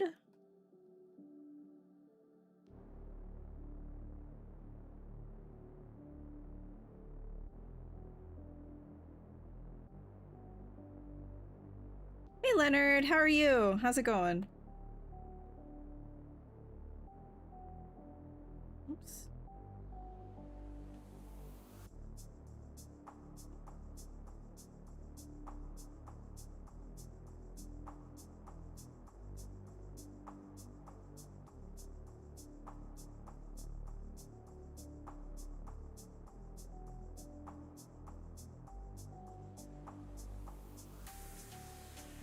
Wondering what I want to do here with this.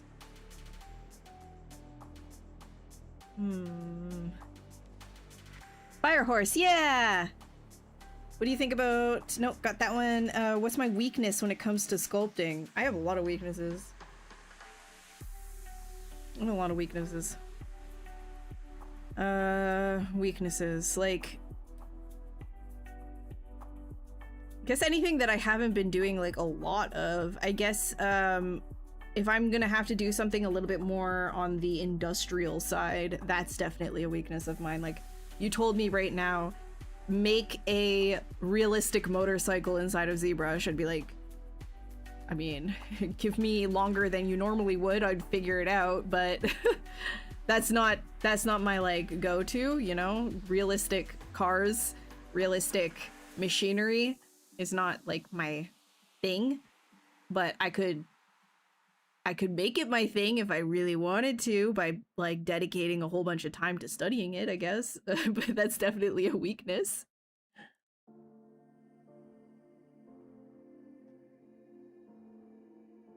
It's just like being a master at everything is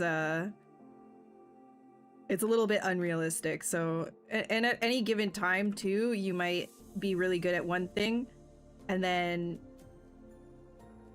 there's a new project and you're better at that other thing because you've been doing it for so long, and you're rusty with the last thing that you were working on. So weaknesses will come and go, ebb and flow.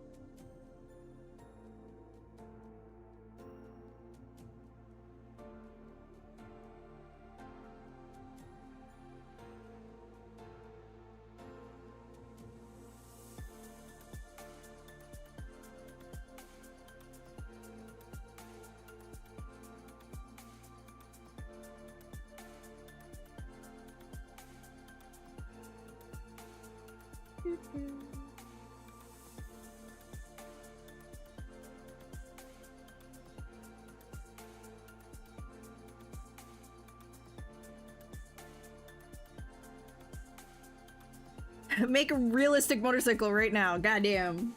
Goddamn. What are you trying to do? What are you trying to do to me? My favorite games, regarding my favorite games, have you pondered about their 3D artwork? Of course, yeah. When I play like really pretty games, that's like, of course I'm gonna be thinking about how they do that. In terms of like game art that has like been really pretty, I think No Rest for the Wicked.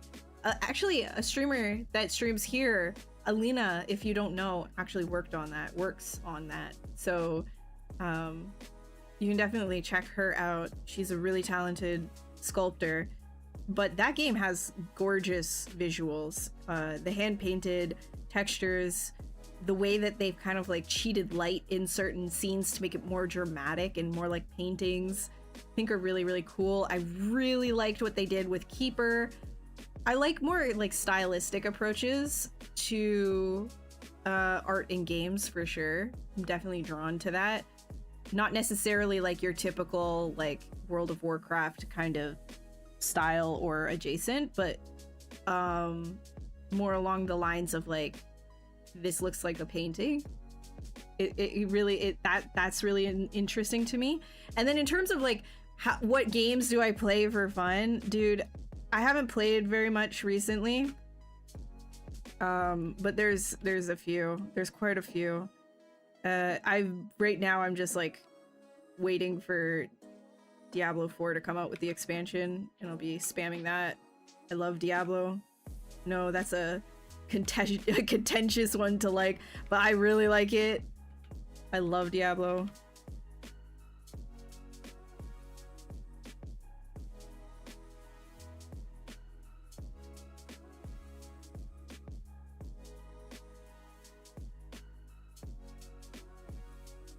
I actually made Diablo 4 fan art when the beta dropped and we were all allowed to play the beta for Deebs for Diablo 4.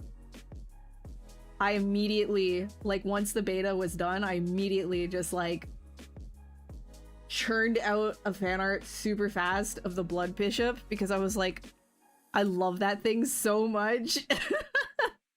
I loved it so much, and I just kind of like I added like my own little flourish to it. Obviously, it's fan art, but I liked the idea of it either being a big uterus or a heart, and that was just kind of like the entire character design.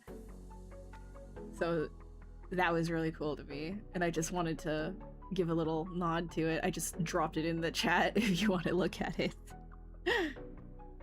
Your fresh paladin is waiting for you, but anyway, wait, you started a paladin? Are you enjoying the game? Did you start the season?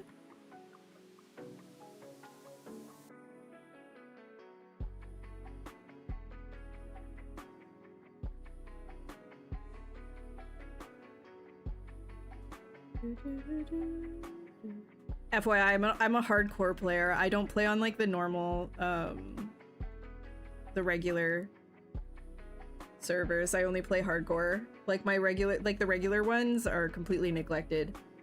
I literally only play hardcore.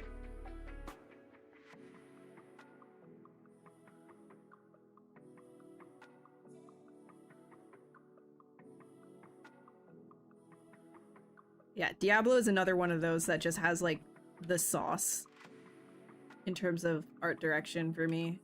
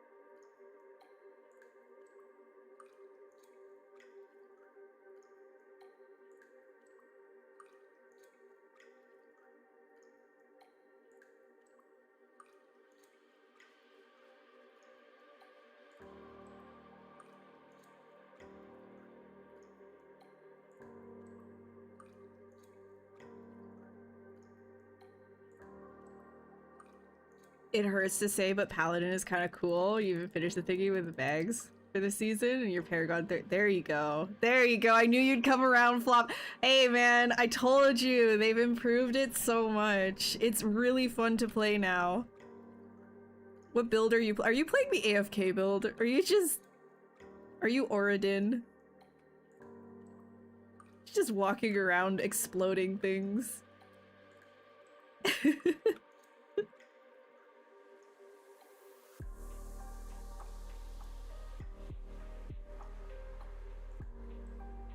Because, like, same. I was playing Hammer first, and then I switched over to Aura. I'm, like, super done with the season, though. Like, I outplayed it. Waiting for the next one.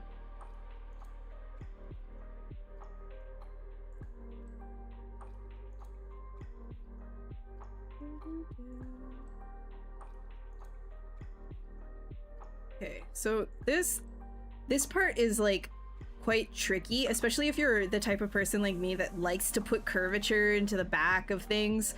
Horses have very stiff barrels in the center of their bodies. They don't, this is not a thing. Like, the spine doesn't do this. So making sure that this maintains that stiffness is a bane of mine.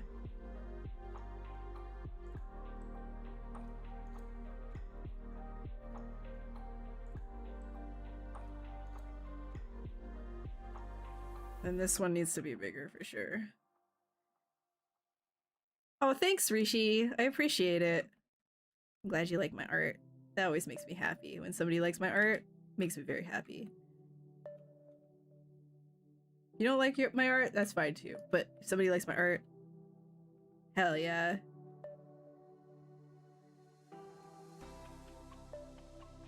My interests involve horror, Cosmic horror, dark fantasy, animation, stylization.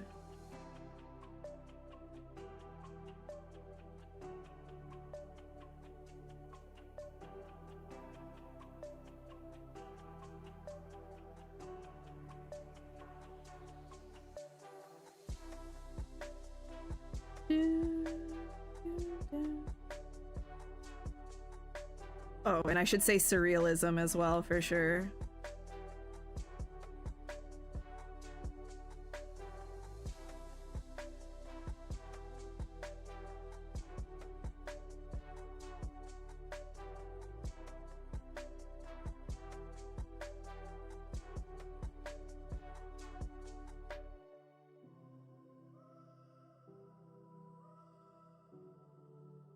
This needs actual muscle. Horse be lacking, man.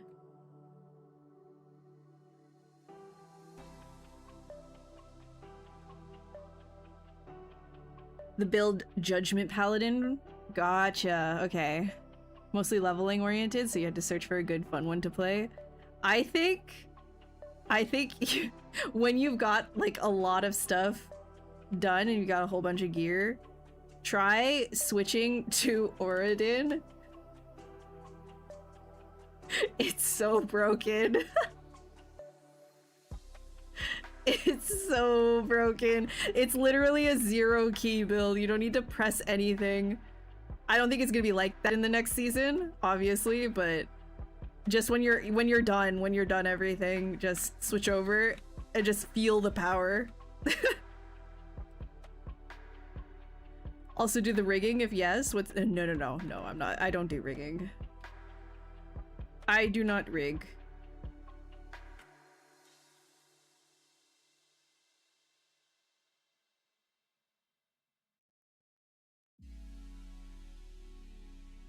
You already have the sword? Perfect. Yeah, you'll really like it. It's so stupid. It's so broken. It's gonna get nerfed.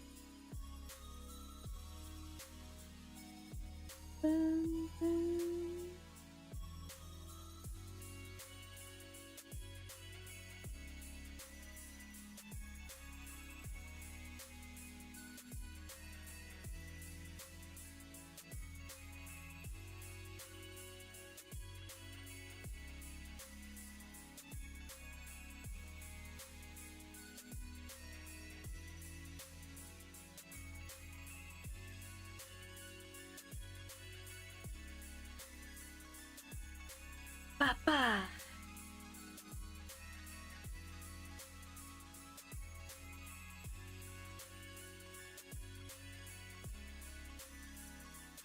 Okay, I'm gonna rotate the whole thing. It needs to be higher up. It needs to be standing higher up, I think. Like, it needs to be... not that one.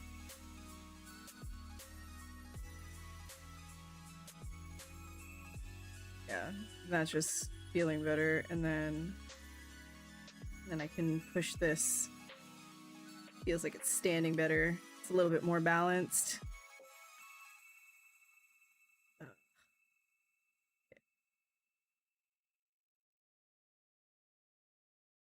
You need to be bent more, for sure.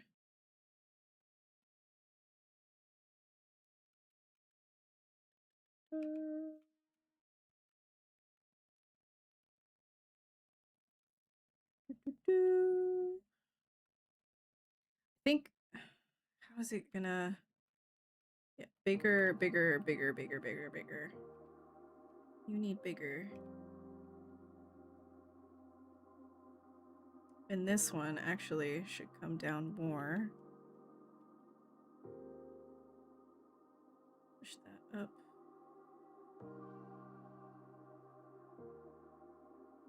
It's to be squishied.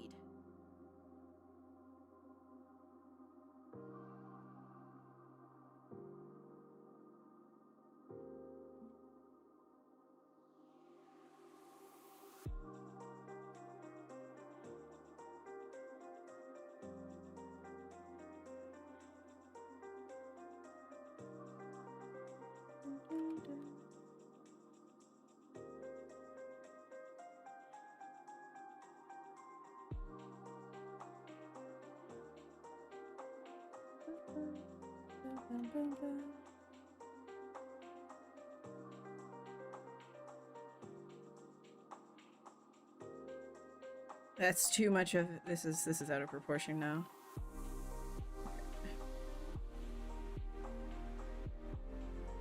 Balancing this is definitely gonna take a little bit of push and pull. Push. Pull.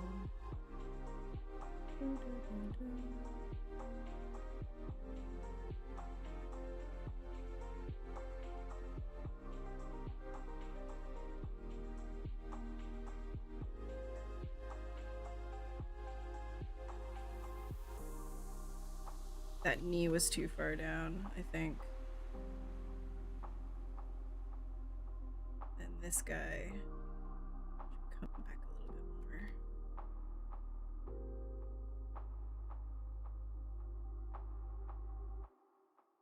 Get a little bit more in the design realm.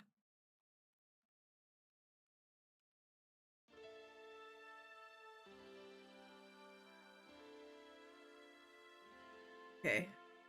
Bro, something happened there where it's just lost its thickness at the back. Just gonna fix that up.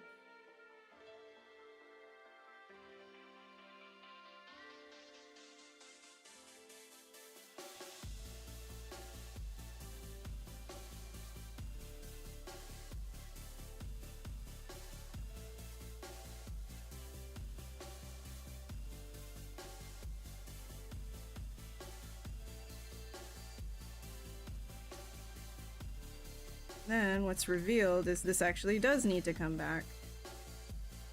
Okay.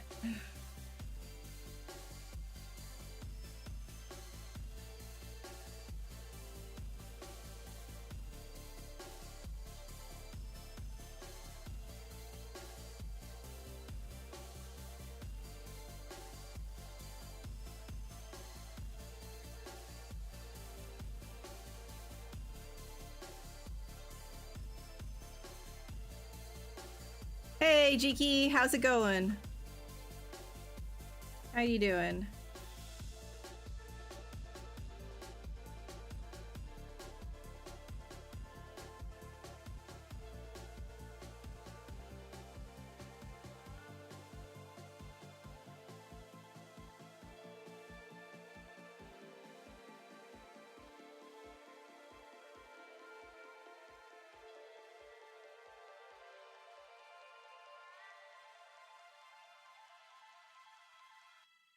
I think this whole thing can be bigger too. Bring it up. Whoops. Hey, what are you doing over here? Oh wow. Okay. Sometimes that happens because you might have like moved a whole bunch of stuff with the what's it called? Like multiple things at once, and so then it kind of remembers the locations. Oh, these guys don't have that anymore. Okay. I just have to fix that. So before you start like moving stuff around a whole bunch, it's probably good to save things, because you can imagine how frustrating this would be if you ended up having this issue with like a ton of subtools. So before you make any like big movement changes, save. Just do a save. How do you select multiple objects and then mask and move? Okay, so if you wanted to just move this head along with, it like it's attached right here, but you wanted to move just the head with the teeth and the eyes, but it's attached, you just literally mask out the area that you want to move, invert it, grab your gizmo, right? Click the pizza boxes right here so they're stacked. You'll see the interlacing, Control Shift, drag off of it. You'll see everything is selected now. Control Shift, click on just the subtools that you want to move, and you'll be able to do so. And you can do that with multiple parts. So if I wanted to, right here, have just this part move with the head, you can have that masked and then select it, and it will respect the mask. Yeah, yeah, yeah. Very good.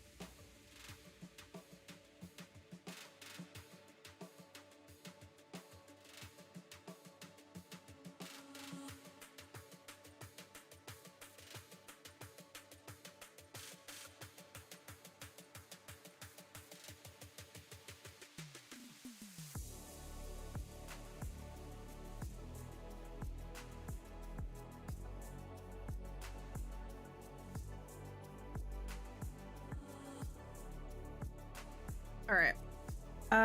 Doing well. Hi, Mech. Wondering if you keep different parts of the horse as separate subtools and when you attach them and how. Sorry for the long question. No worries. No worries. So yeah, like anything that you like to move around freely and reposition, like if I'm doing things to try and get wait, hold on. Where oh no. No, go back. Okay. So if I am trying to get different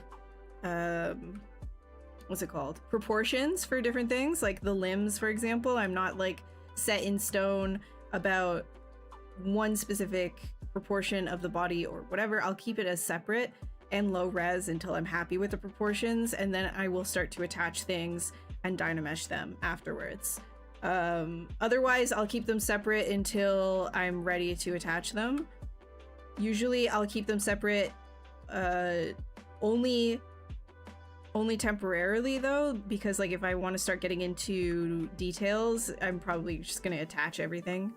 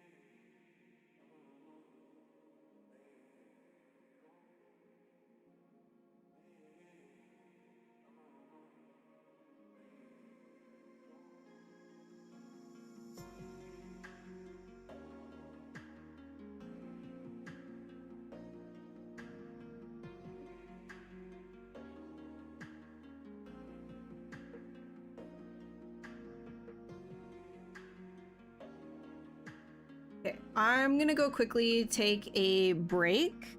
Hi, Violet. I'm doing good. I'm just gonna take like a really quick break, and then I'll be back to flesh this out a little bit more. Oh my god, the rib cage here is really bothering me. I just saw it in the small view. One of those things. One of those things. Oh, look at this, like, small. Pretty tricky. Pretty tricky to get him standing up here.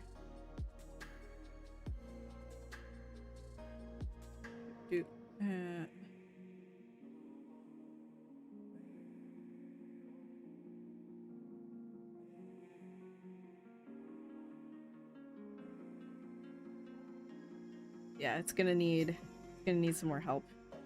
Yeah.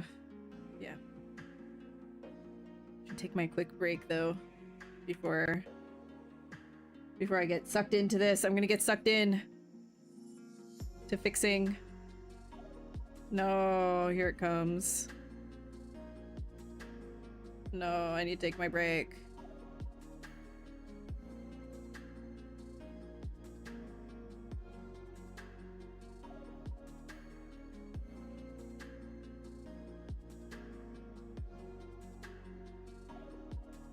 Okay, I'll come back and fix it.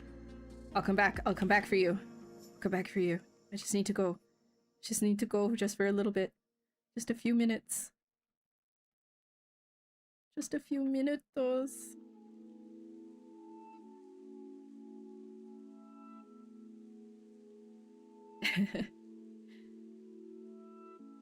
The forbidden word. Ugh. No, you know what? Go back. Go back. Go back from whence you came. It was better like this.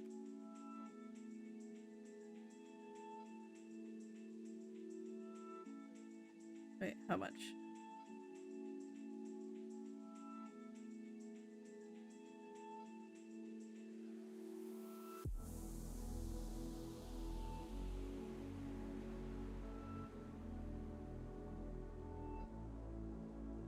Yes. Okay, I will fix it after. That's fine. That's fine, that's fine, that's fine.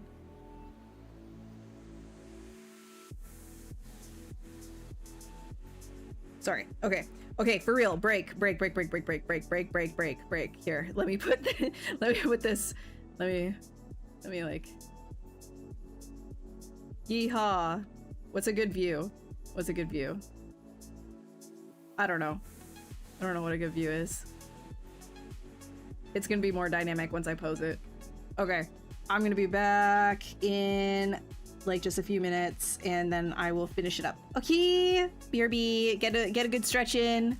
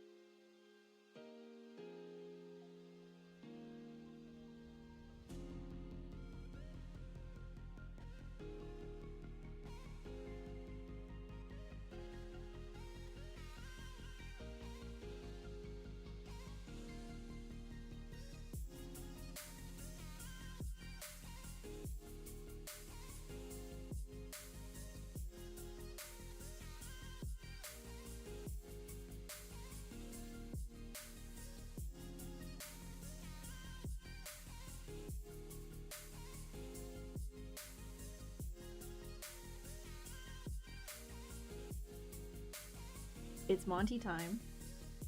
It is the boy. It's our good boy. And he's very potato today. He's just so sleepy. So sleepy.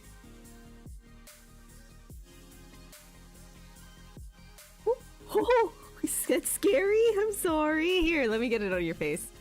There we go. That was scary. Okay.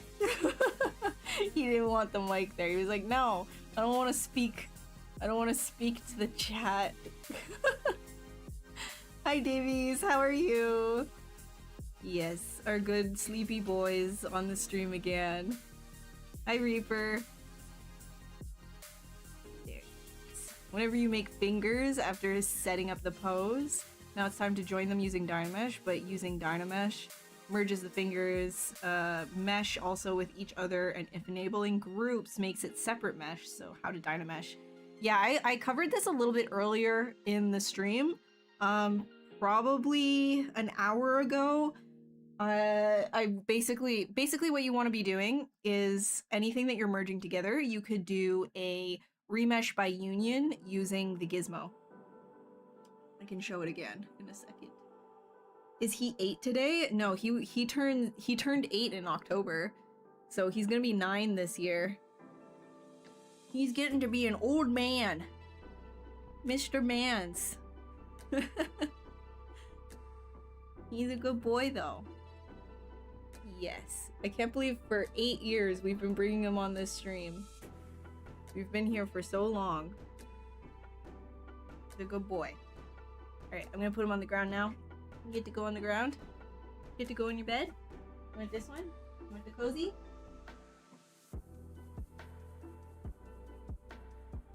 No? No, you don't want that? Okay.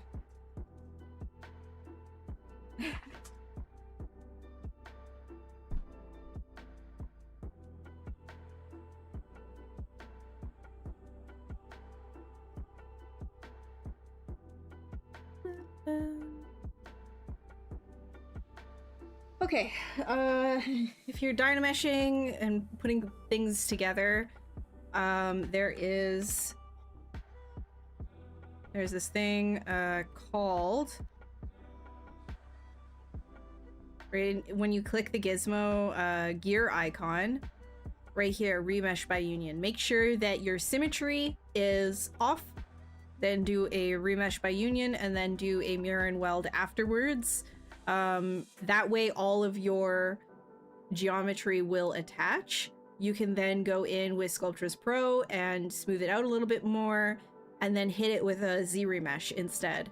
So that's a good workflow to avoid, you know, the Dynamesh fingers sticking together. But a lot of the time, if you're doing something just in regular T or A pose, you should have technically the fingers apart enough, because again, a beginner thing that I see a lot in terms of anatomy for the hands, the fingers are kind of like attached in a V shape, so there's no actual spacing between. The actual hand anatomy, if you look at your own hand and splay your fingers, you'll see, even if you hold them straight like this, they aren't a V, there is a flat space in between there. So if you have that space, you normally won't be having some Dynamesh issues unless you're Dynameshing really low res, in which case I'd say just like up the resolution. He is a kiddo. He is a kiddo.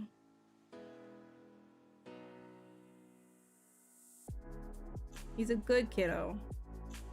He's a smart kiddo.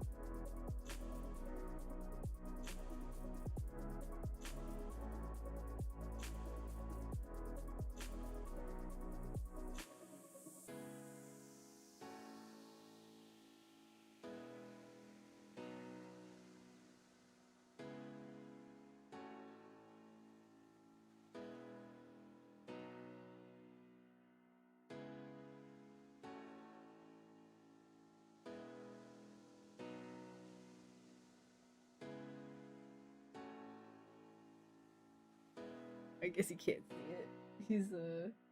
He's doing his little swim on the ground.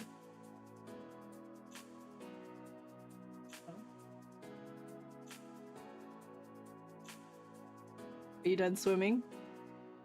I missed it. I missed it.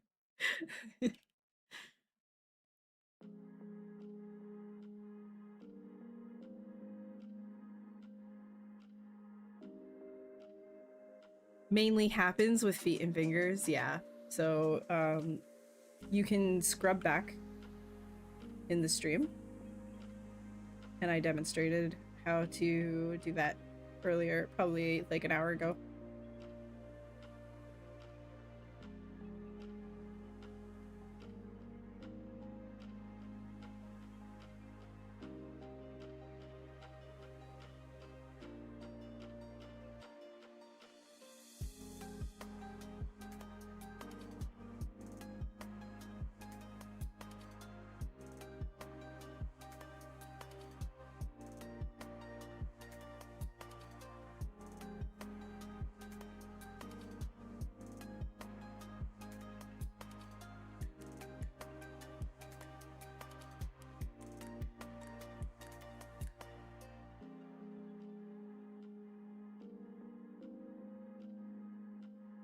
Cat? Where do you see the cat?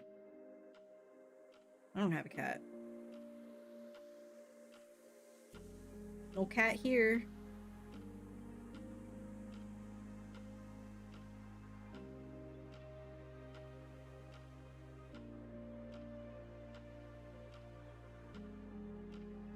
This is like... yeah.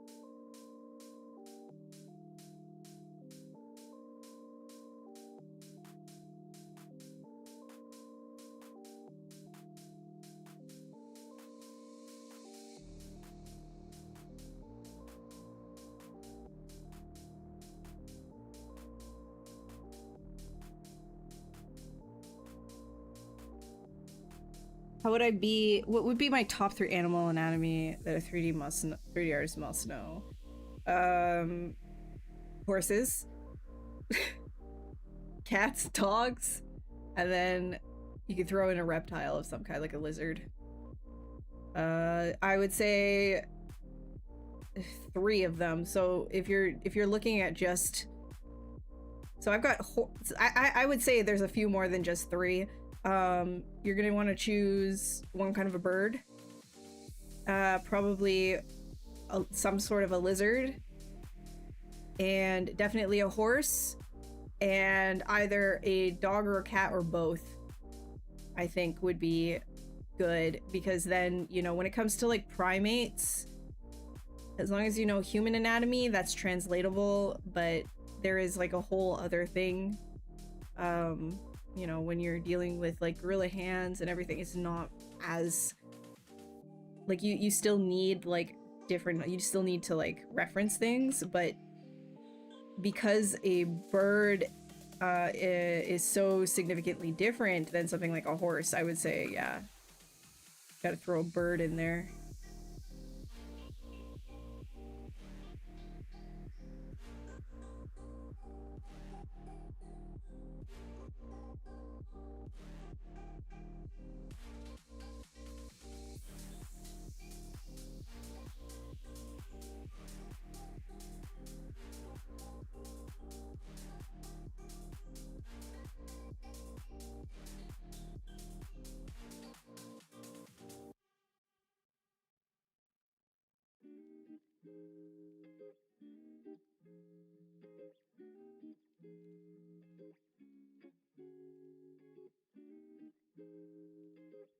my goodness.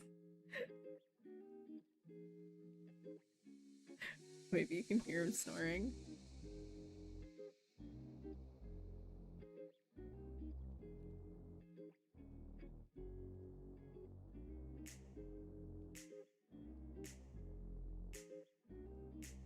No, you won't be able to hear him snoring.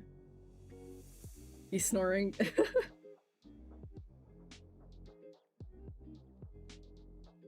Why do you hate cats so much or want them dead?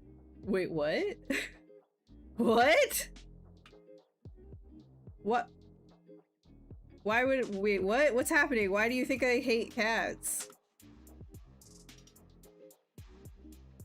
I'm so confused.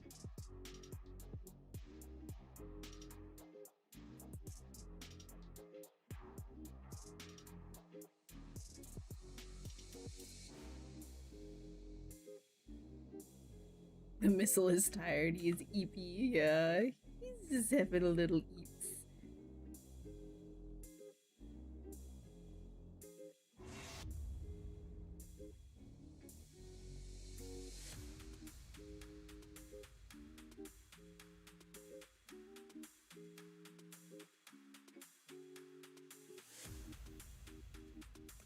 Right, let's do some, let's do something Let's do something here.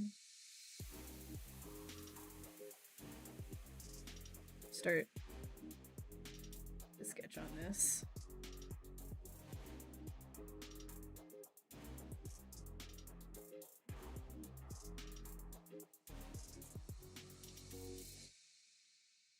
Let's give it a little bit more juice.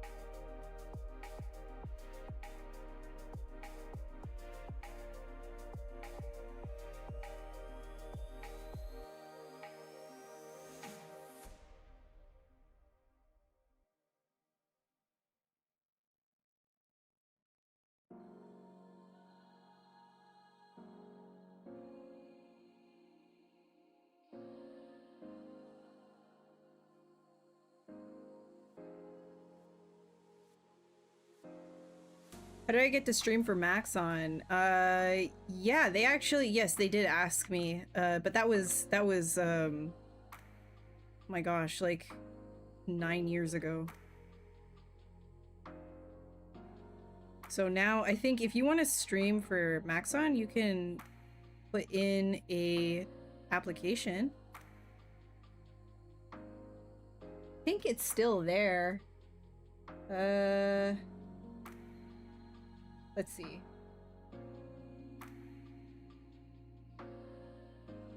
Do they still have applications to stream? Yeah, so if you're on Twitch, there's an apply now. Here, I'll just send it. There's like a PDF apply now thing right here. And then you just have to like email it to the email on that form.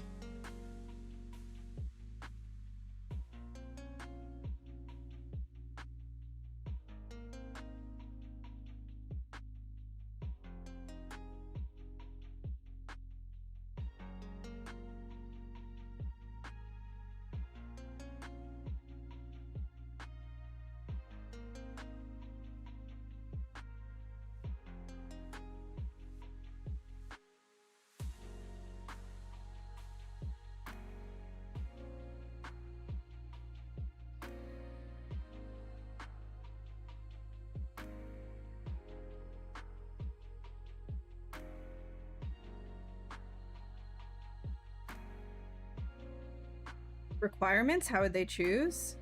So have you streamed before? Do you have like what does your portfolio look like? What kind of a segment would you be doing? Like if you are an established artist or you have like a really strong portfolio, or it's something that like they haven't shown a lot of on the stream, I don't see why they wouldn't consider you.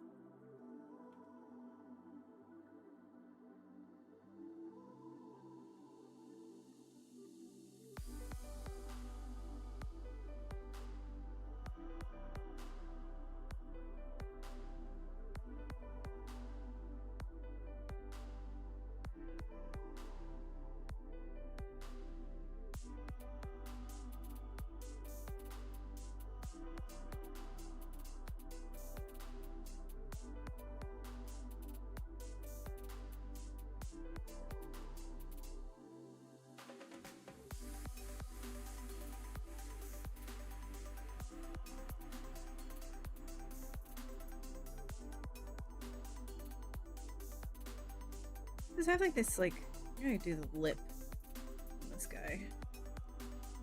That horsey lip.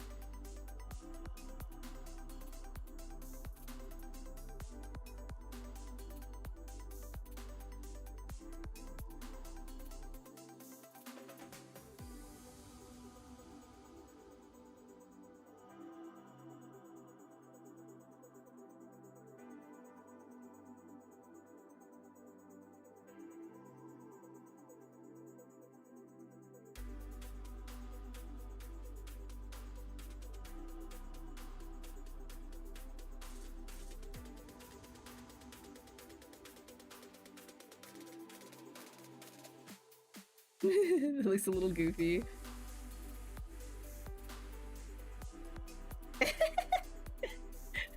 From this angle, what the hell, dude? I gotta fix that. Let's put perspective on. It's like a little bit. Help.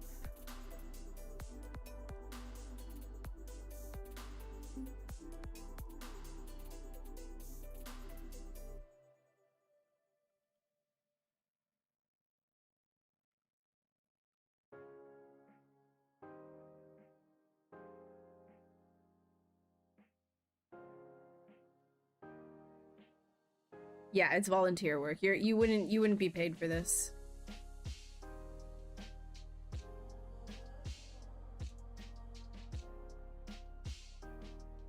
And of course there's like, you know, there's rules. You're not gonna be going into other softwares. We're talking about ZBrush here.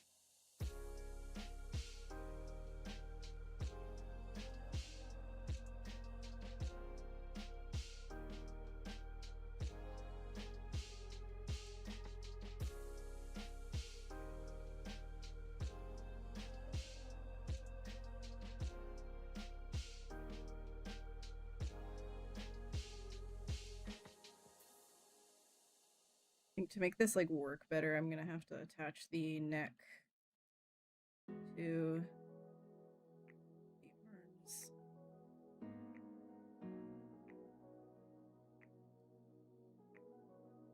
Will they let you stream with your... Okay, no, dude. No, dude. Come on now. Also, like, yeah, if you have grievances, like, I can't help you with that.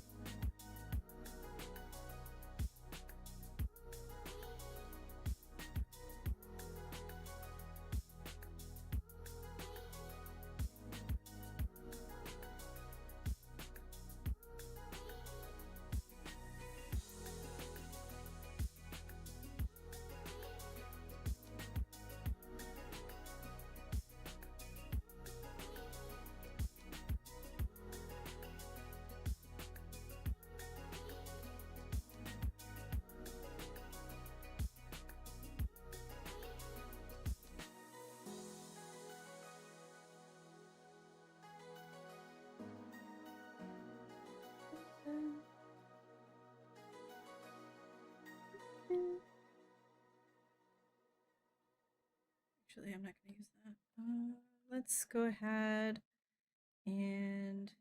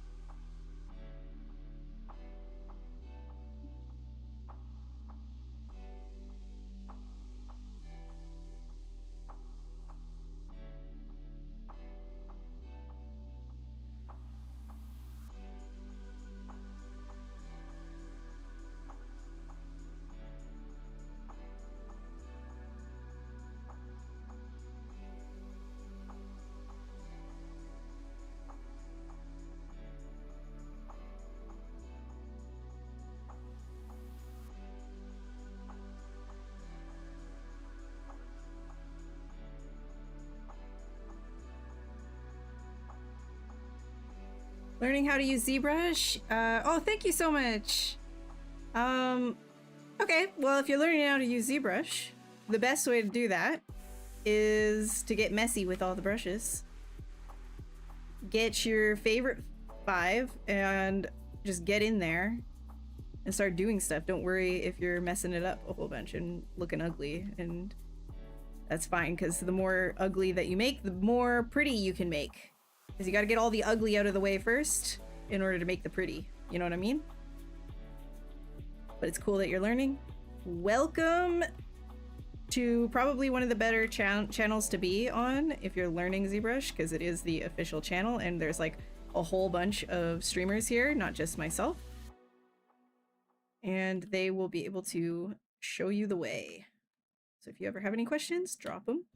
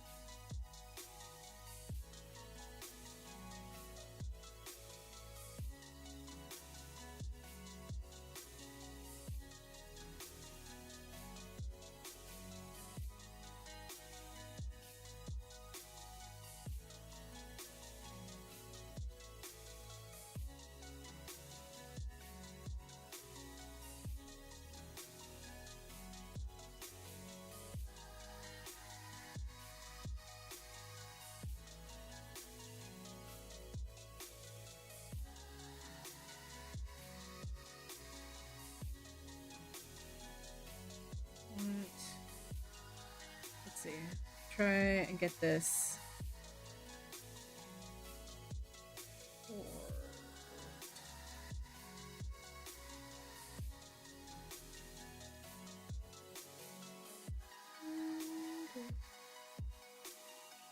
Normalize ugly work. Yeah, like don't be, dude, if anything, you should see, like, go back to the beginning of this stream.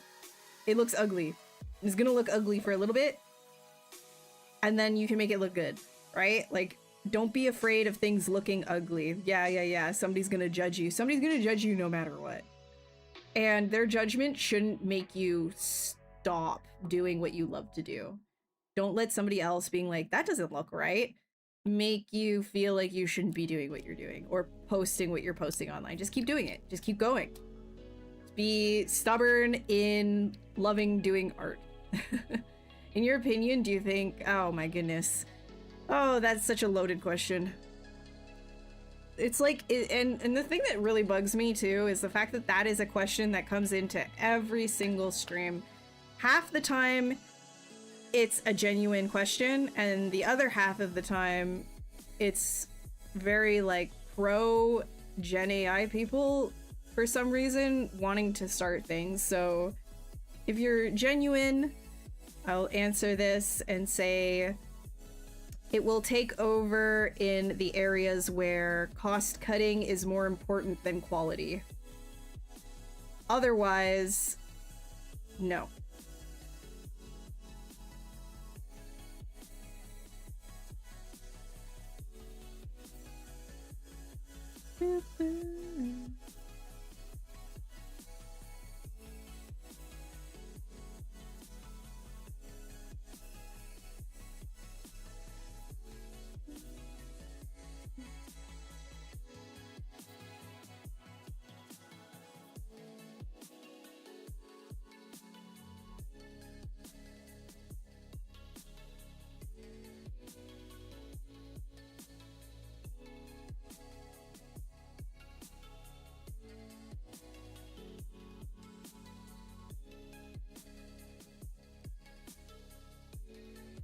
And it will only do so, by the way, until like if funds can keep going for it. This is the big thing, is a lot of it is just BS marketing ploys. Like, it's not as good as you hear like a lot of random accounts online spouting that it is. It really isn't. It's sort of just good enough for some people, I guess. But no, it's not even, I mean, I guess if it keeps getting funding, it could be at a place where, you know, for mass media, why would you ever even need artists anymore? You just generate everything. In that case, who's watching it?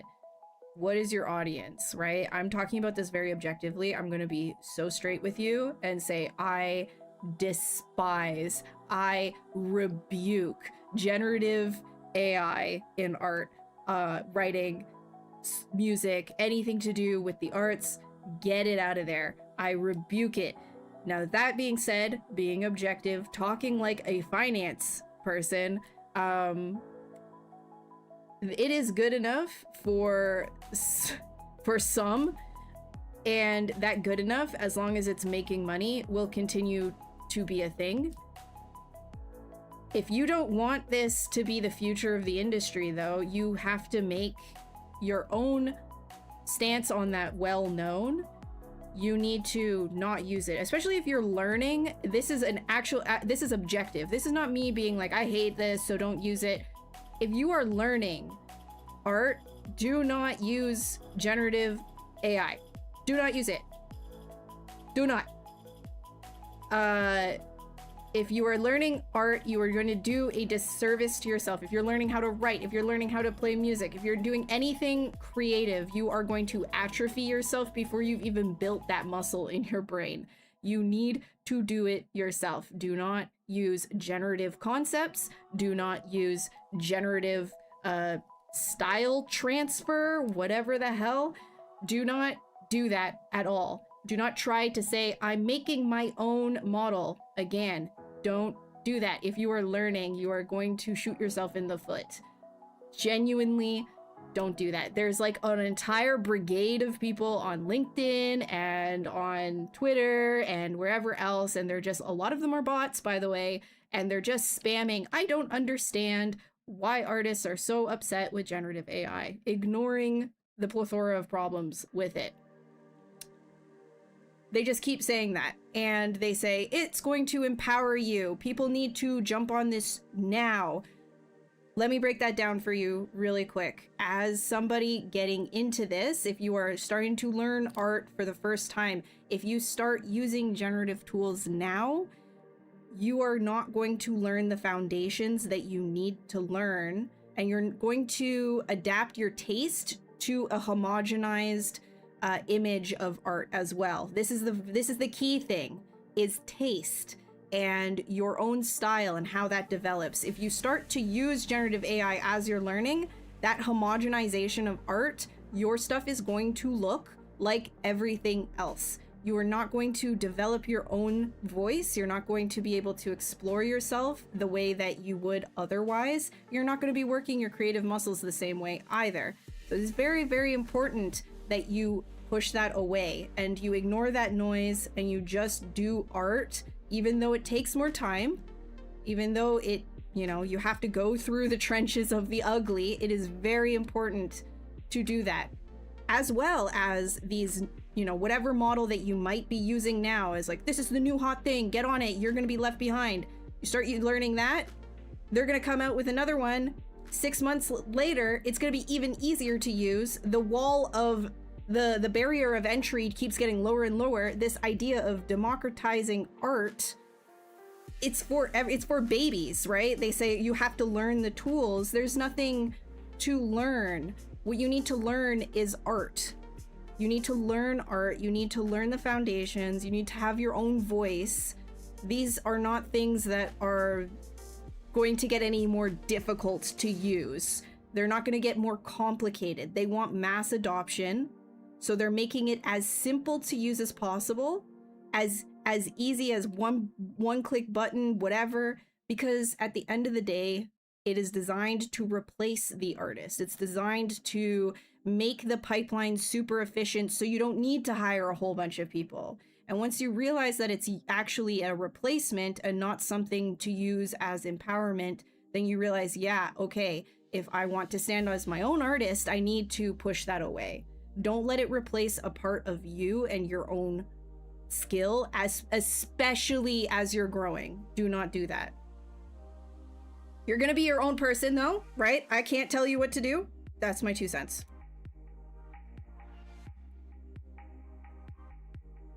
Wouldn't use it for learning programming. It's such an unreliable. You need foundations for everything. You thought my live stream was over? I go until 10 EST, so another hour. Am I afraid of it? No. No, I'm not afraid of AI.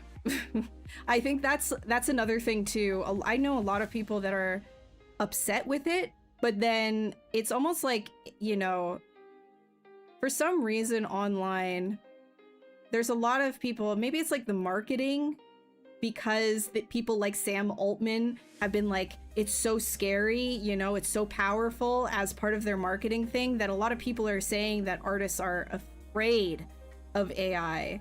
The real thing is, I would say, from my perspective and people that I talk to, it's exhaustion. It's it's tiring to talk about. It's tiring to always be like reminded that, oh, AI is coming for your job. You know, it's like being bombarded by that. It's not fear. It's just like, oh my God, can you please stop? It's exhausting. It's disappointing when you find out that something you thought somebody put their work into is actually just generated. It kind of takes away all meaning from that. That's not fear, right? That's disappointment. That's like being deflated over the whole thing. Like, imagine putting your whole life into something and seeing people devalue it. That's not fear. That's not fear. It can turn into anger as well. That's not fear, right? So don't let that narrative control the way that you think about AI either, like generative AI and artists. From my experience, that's not how people are thinking. And when people lead with that, again, it's from that marketing perspective. It's from that perspective of, you know, the people who actually are making these generative AIs, these models, they want mass adoption. And part of that is to make investors think it's really powerful. How do you make people think it's really powerful? Spread like this fear, like, oh my gosh, there's no way, like, people are gonna lose their jobs. It's so scary. Oh, yeah, I want to be the investor in that, right? Like, I want to throw money at that because then I'll be on top of everything else when that does happen. It's a marketing tactic, and then that's pushed down all the way down to artists. We're not afraid. At least I'm speaking on my behalf and the people that I know, that I've talked to extensively. It's not a fear. And that in itself, that push of like, oh, you're so afraid of it, makes it even worse. It's just like, can you just be quiet and listen to all of the other reasons why we don't want this?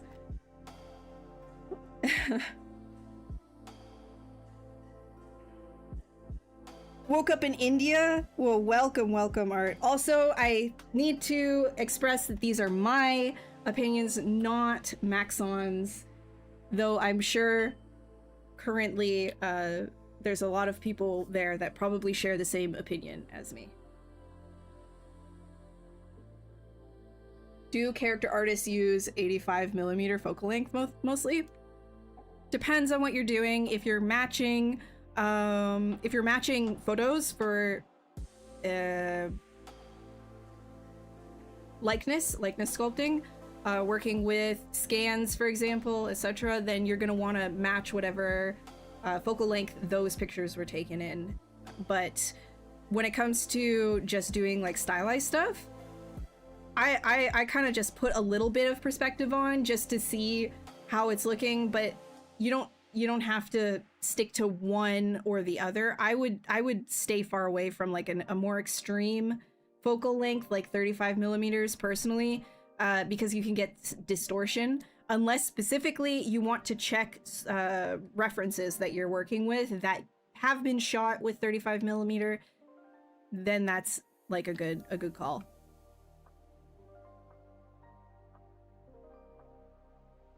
They don't even care who it's meant to replace. The goal is to get investors on board to go where the money is. Yeah, exactly. It's all money at the bottom line. It's not about like really anything else. Yeah, it's just frustration. Exactly, Davies. And that's the thing, is like, no, you're so afraid. It's like, just stop. Like, they try to create, that's the thing, is like, they're trying to control a narrative and completely ignoring every other grievance. It's just, you're afraid of losing your job. And okay, all right, give it the time of day. If you worked your whole life in an industry and just like, and you, it's of passion, and there should be a respect for it. You know, people are consuming a lot of media and art, and then all of a sudden something comes up and it's just like, just out of nowhere, it's just like, you have no job. I mean, that would suck. So on like a human level, like, yeah, it does suck. Like, why are you goading people for not wanting to lose their jobs? Why are you why at the end of the day, if that is the real reason people are just afraid, why would you goad somebody for that? So kind of like a really crappy thing to do in general.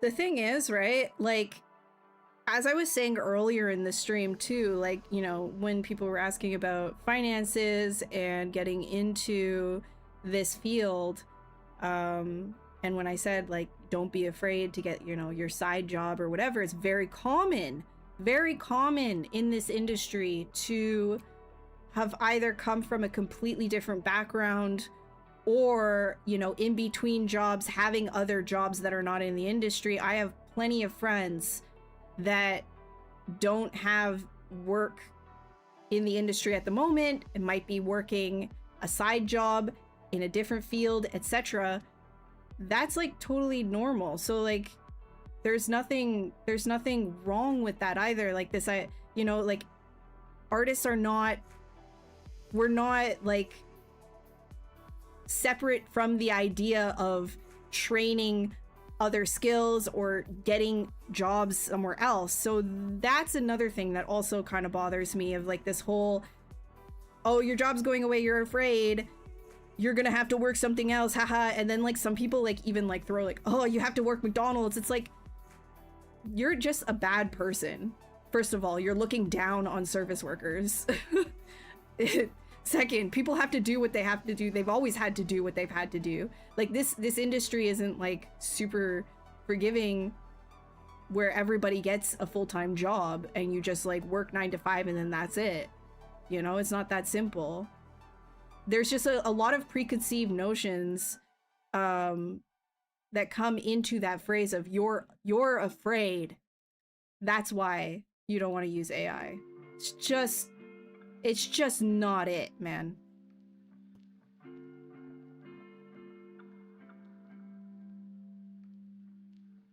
Anyways, hopefully that's enough of the AI for you.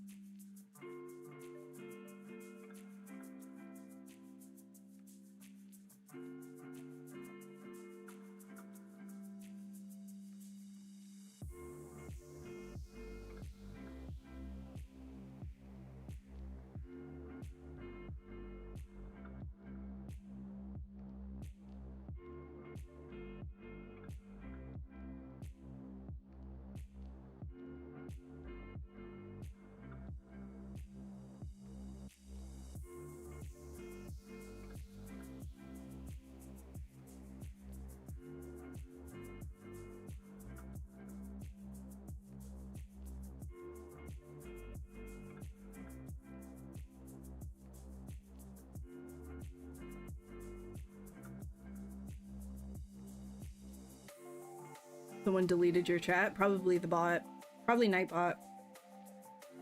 You can't be like spamming stuff or whatever in this chat. You just clip it and put it on the screen whenever you get the question. I should just make a doc. That's so much work. And to be fair, like I was saying before, there's a number of times that I'm asked that question that it's like not even in good faith. There's just certain people that are trying to get rise out of artists. I don't know why there's such a hate for artists in that crowd. Like I genuinely don't understand it.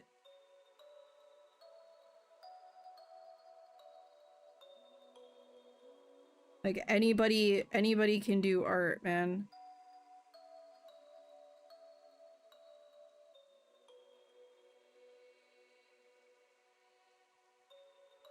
Alright, let's actually get this going, because I've been yapping, man. I've been yapping. You just played a game and listened to me tell a story. Yeah, I do lots of yapping.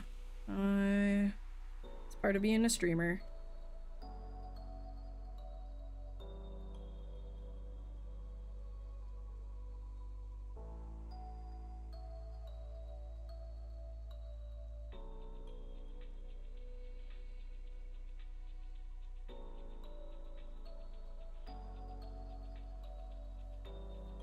I just don't want anybody to like not pursue art because they're like, oh well, AI is like, don't. If you like it, if it's something you like, Don't let anybody take that away from you. Do art whenever you have the time to do art. Just for you. Even if it's just for you. It's really important.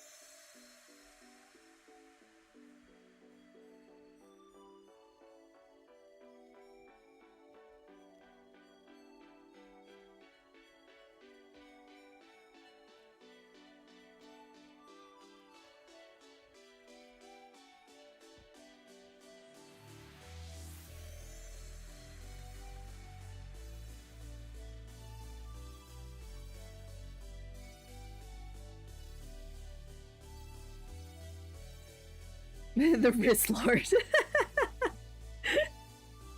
Thanks. In their tiny, in their brains, they're keeping. Yeah, the gatekeeping. Oh yeah, and then that's democratizing it, right? Right. We you know what we need to do? We need to democratize being doctors. I think. I think everybody who can Google something should be a doctor.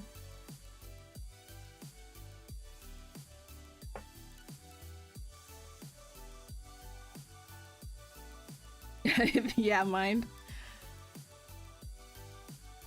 Thanks, Ghost. It is a horse. You recognized it. Thank you. The only way for the... Oh, that's such a... It's disingenuous. It's disingenuous, Davies. It's so disingenuous. It's really gross. And it takes away the voice of disabled people.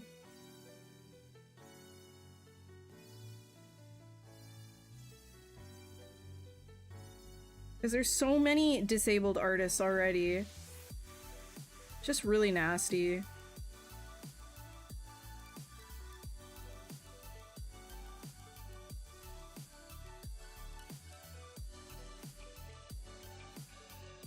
Like, a lot of these people wouldn't even say like they even know a disabled artist, which is like, why are you making that argument then?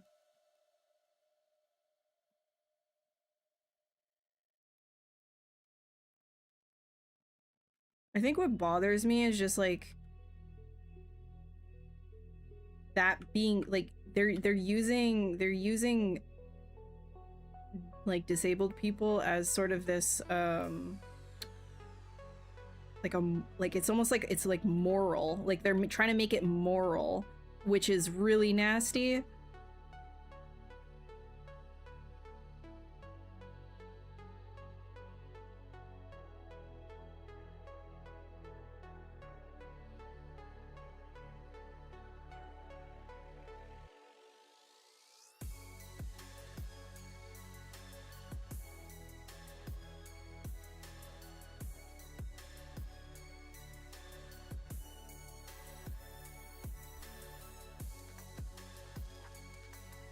But think about the children. I know.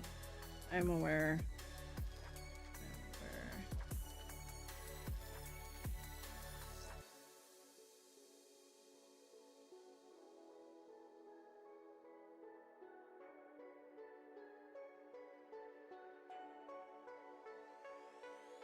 But yeah, just forgive me guys, because like the AI topic, like it's very tiring for me. Extremely tiring for me. I really try to engage every single time, but you have to understand, like, talking about it all the time as a streamer and as an artist, it's very, very exhausting. So if I'm short with you when it comes to this, just know it's because I'm tired of it. Like, can we just do art? Let's just do art. Let's just do art.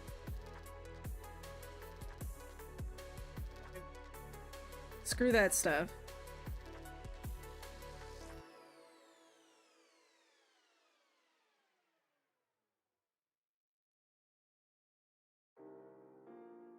Rishi, if they can't, no matter how hard they try, they're not trying every aspect, because everybody has an ability to do things. They just get in their own head and then they block themselves. Just like different teachers are going to be able to be more successful at showing you how to do things, everybody learns in different ways. So if somebody is saying they're just incapable no matter what, it's because they're blocking themselves. You're blocking yourself and you're not trying every avenue. There are different methods of doing everything, and if you've only tried a certain few, like, you're gonna say, like, I've tried everything, there's more to try. And to keep consistent with it is another thing as well. Everybody is capable of doing art. You know, maybe right out the gate you're not gonna be Michelangelo, but that's sort of like expectations then, right? If you're just starting to cook something for the first time in the kitchen, you want to start making pasta for the first time, you're not going to make the perfect pasta, you're going to fail a whole lot, right? That's fine, that's normal, but you're still making your own pasta. Do I read books? Yeah. Yeah, I love sci-fi.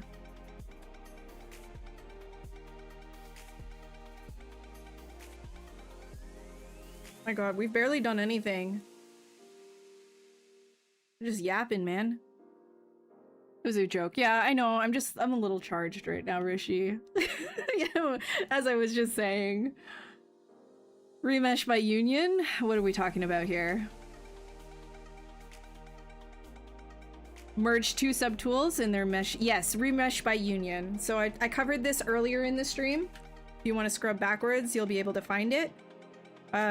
Right here, if you click the gear icon while you're in your gizmo, there's a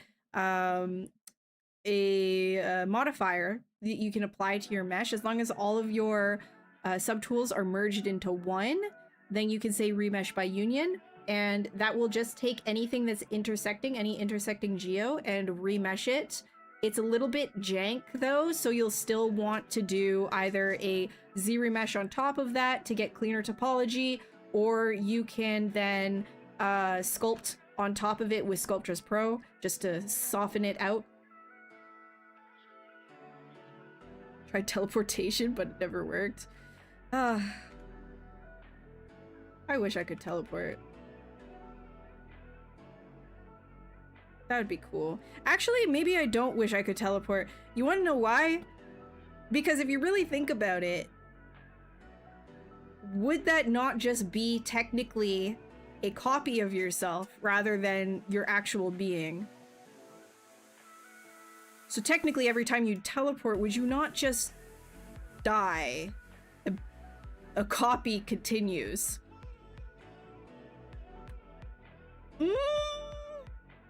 Kinda. Talent is overrated compared to practice. Yeah. Yeah, this idea of like God-given talent is another one that really bothers me as well. Star Trek argued that back in the original series, yeah. It's a solid thing to talk about.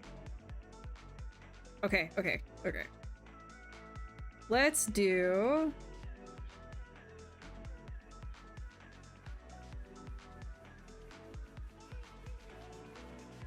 some more work here.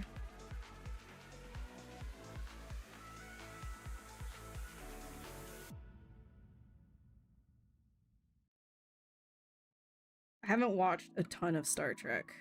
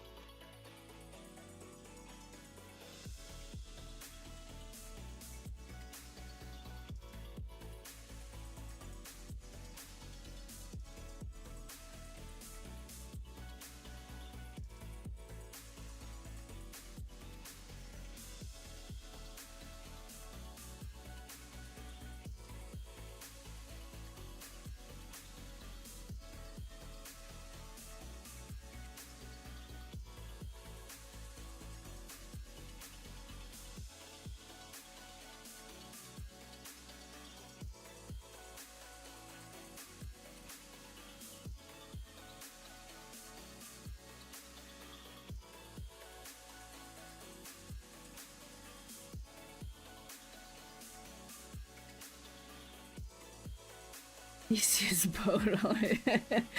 Is the horse for 3D printing? No, we're just sketching and chatting and answering questions. This is not really for anything in particular. Just Hoss. For the sake of Hoss.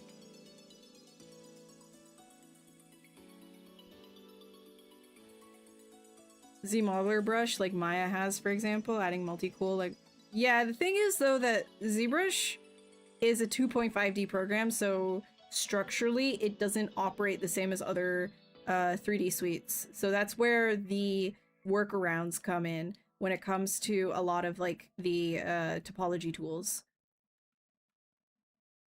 The JJ... Yeah, I know, same, me too. I watched the JJ Abrams films. I remember too, like, I was really young when that came out, so I was really confused why people hated it.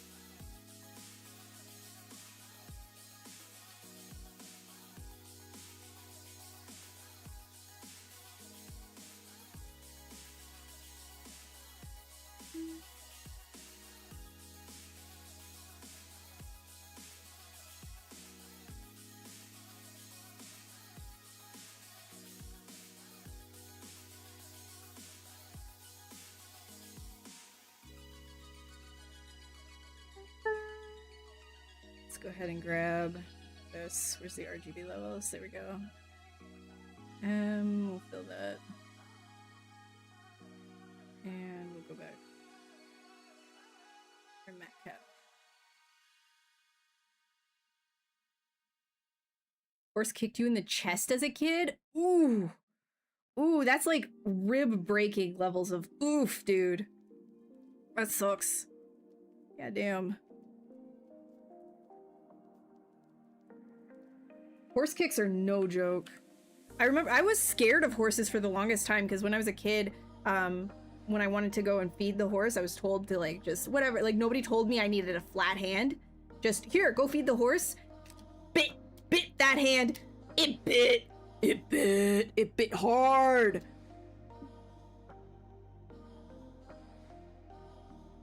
I never got like kicked in the chest though. That's like crazy as a kid. Damn.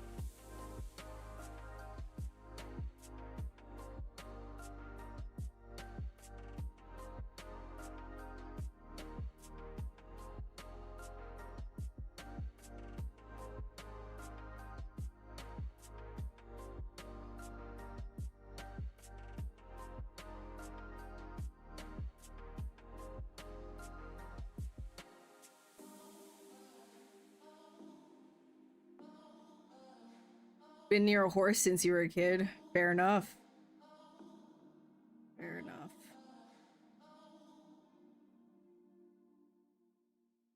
to be pretty crazy.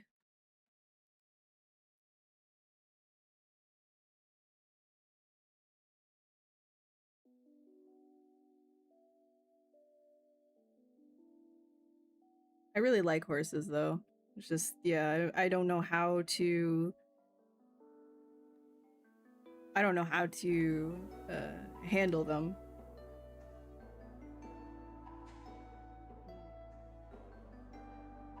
Admire from afar.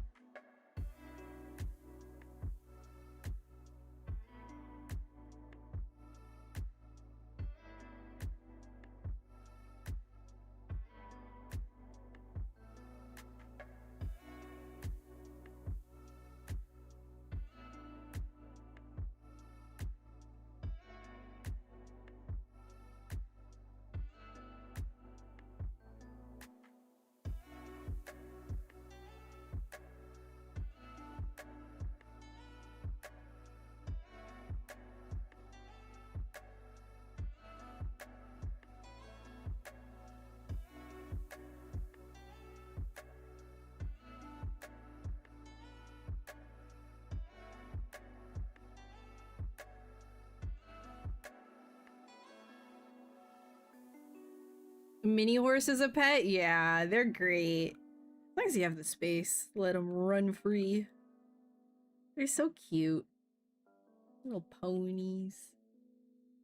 I know they're not ponies, they're like mini horses, but still. Little ponies.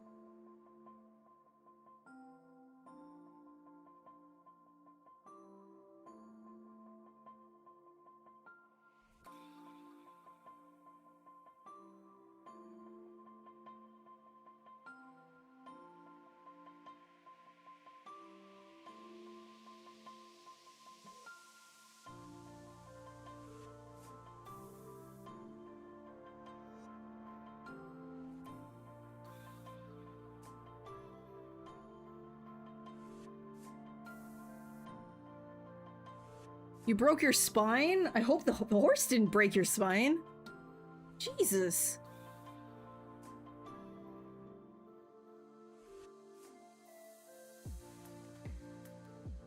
Horses scare you? Yeah.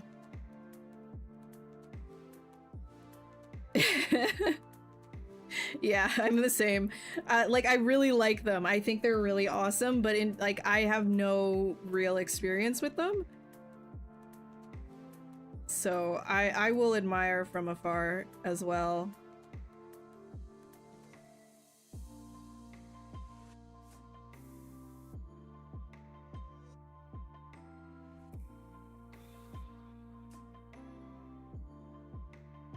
Okay. Let's get in a little more interest.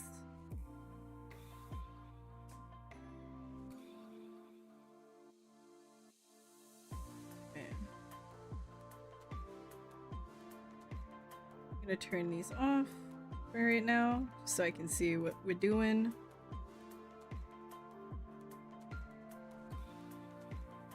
I'm going to merge these guys down.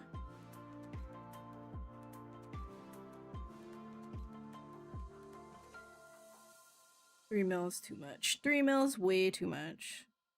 Lower that. Go.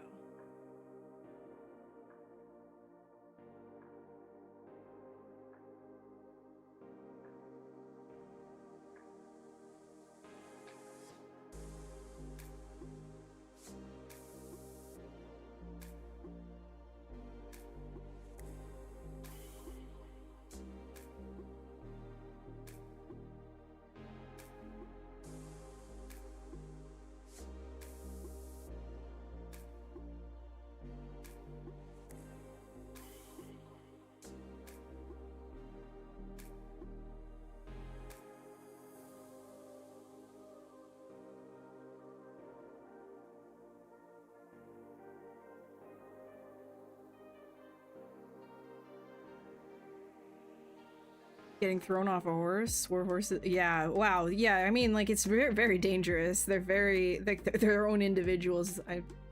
I wouldn't want somebody on my back either. So you have to kind of, like, condition them to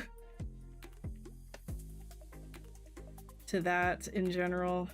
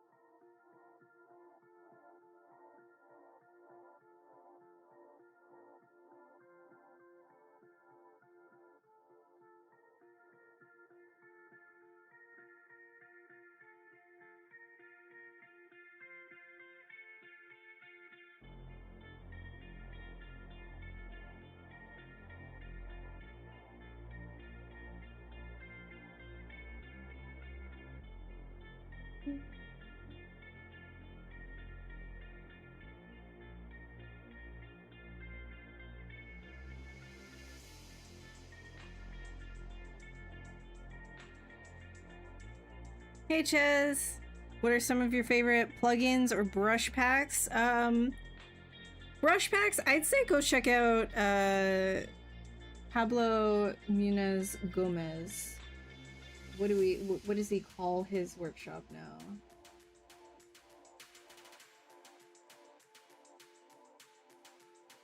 Pablander Academy. Yeah. Yeah, that. You go near a horse again, you may be oh my... Dude! Brother!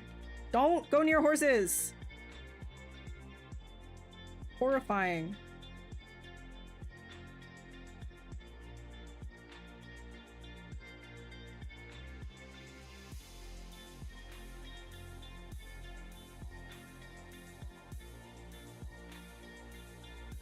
Oh, thank you, Leonard. Glad you like the horse. The fire horse. I'm gonna have some fire coming out of his mouth.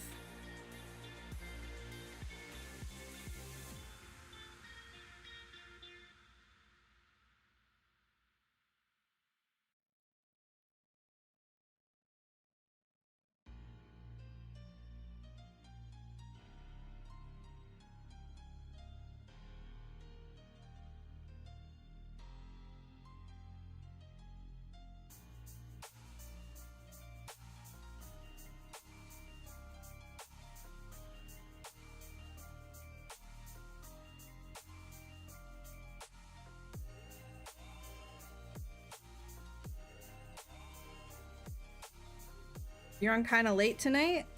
It's usually the same time when I'm on the Maxon channel. It's always 6 to 10 p.m. EST. My own channel though, we do 4 until 8. So maybe you're used to seeing me on my own channel. It's the Maxon channel.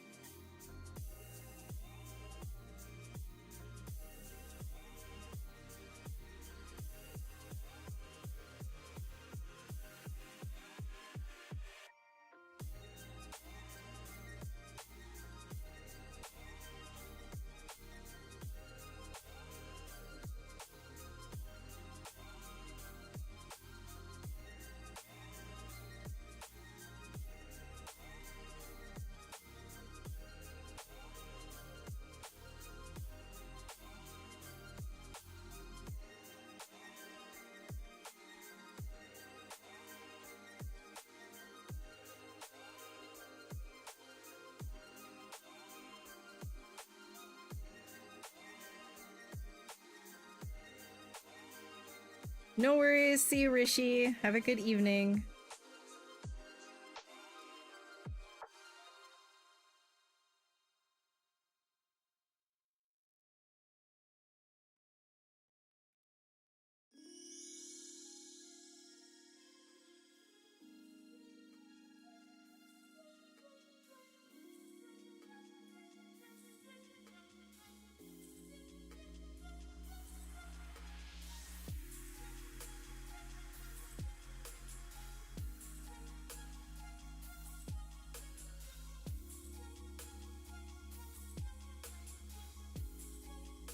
Very long. Very long.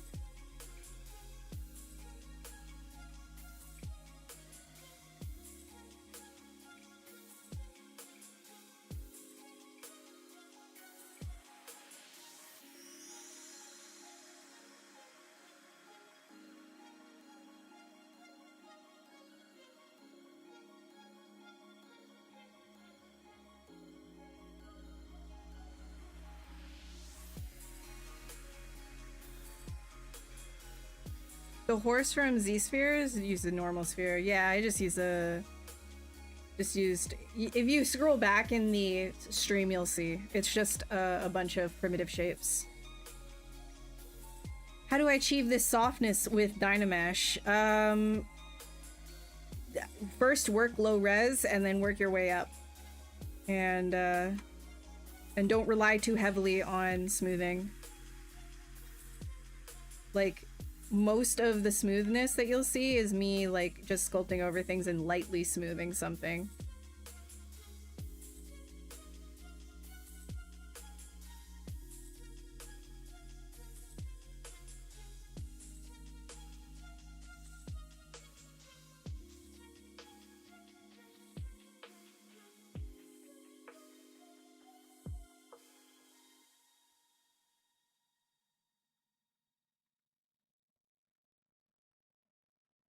All right, because we're running lower on the time, I will quickly get this one into more of like a pose that I wanted to. Just saving, sorry for the doodaloo, that was me.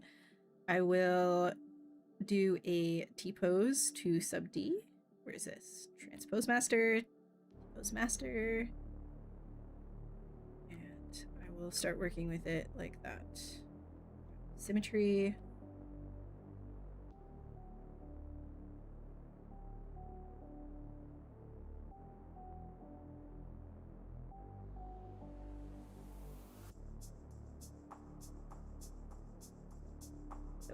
Let me grab all of that first.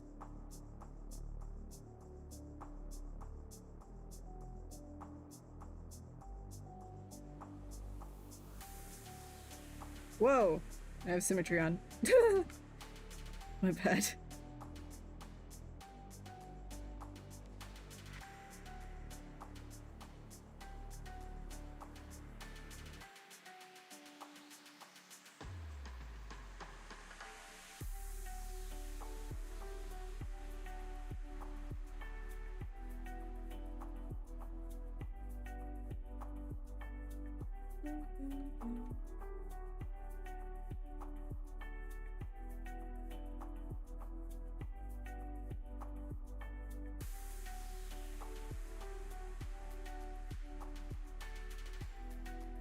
Whoa.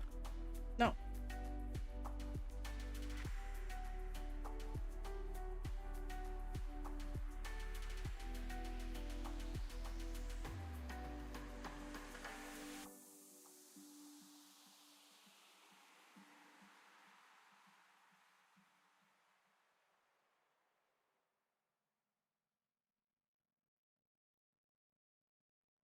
That's gonna need... Oh, we're back there. We're pulling from back there. We don't want to be pulling from back there.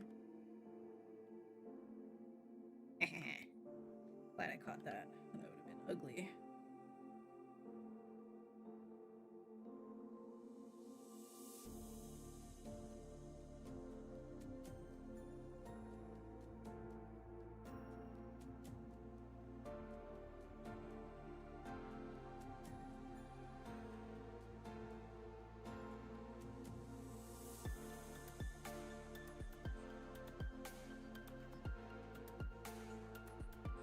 composing your sculpts like this will always require you to do additional sculpting on top. Don't be afraid of having to do that.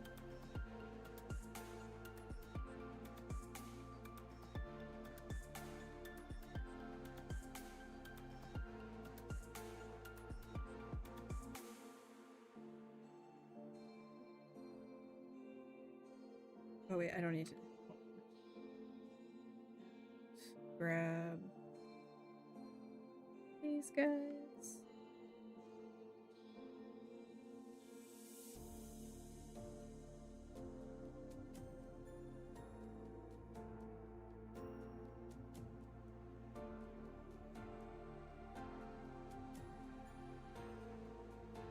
Thanks, Judah.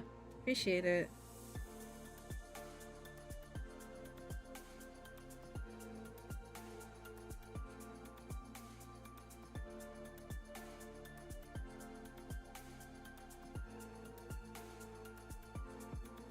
Try and follow the curve of the body.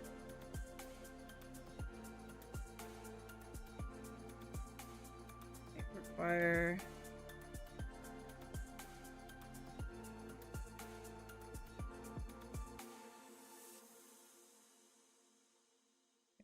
a little bit more sculpting on the side there. I don't know what happened. Must have been a weird mask here. That's okay. It's fine. And this one.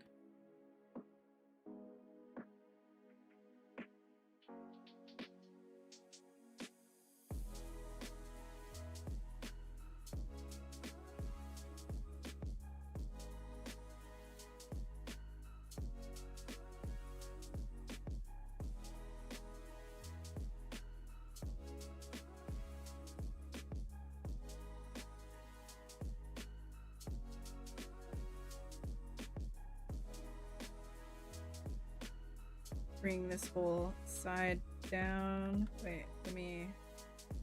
That needs some... This pulled down. Just touch it. Pull it out like that. One of those things, it's just going to be a rough pose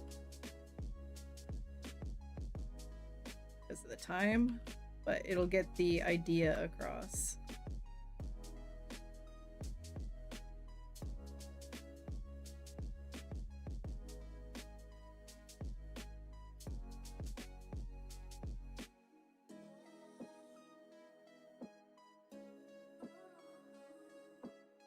And I'm gonna get this leg pushed out more, like, think up.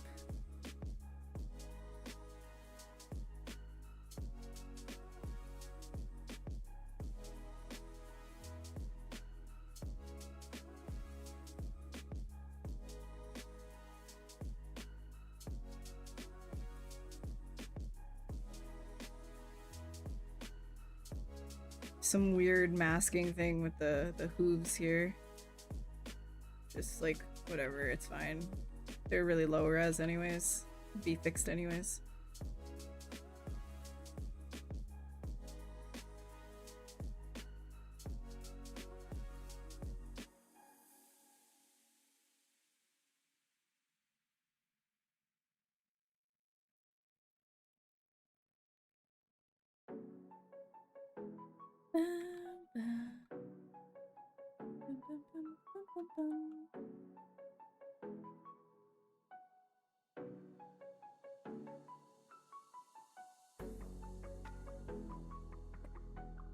Man.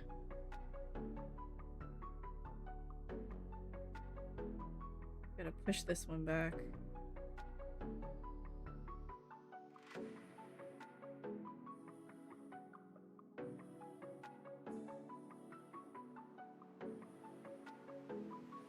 Doing hard surface for a year now, thinking about expanding your skill learning ZBrush organic modeling of characters and creatures. You need to study undefined. That's a good thing.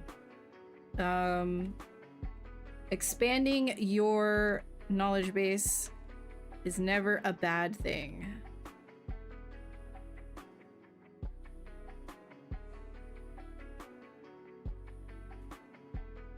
Do we need to study a lot of animal anatomy, body muscle before sculpting? While you're sculpting, you can do that. You don't need to do anything beforehand. You just get in there, just start doing it. Do your studies, like, while sculpting.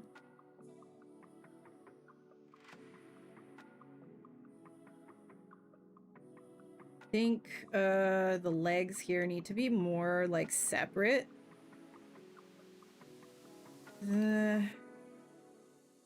Guess I can, like, pull one of these guys to the side more.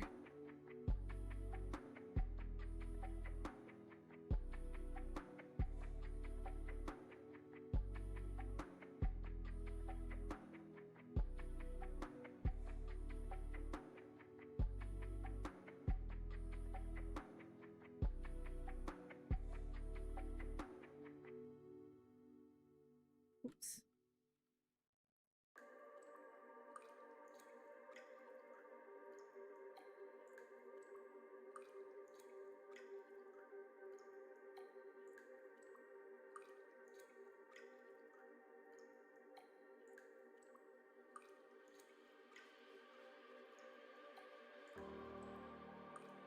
Would then need that to be a little bit more on the ground. This one I can pull forward.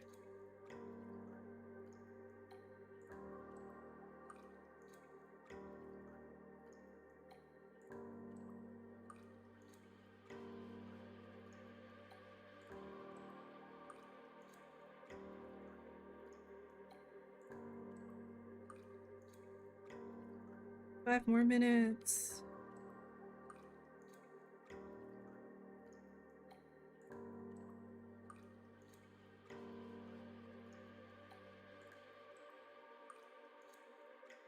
Looks so majestic. I think we have like a little bit. I think I can. The shoulder needs to be pulled in more for that one, and that needs to be pushed out. So it's kind of doing like a, you know, like it's pushing. I won't have time to like fully do a like a complete pose. But I think like we'll get it good enough.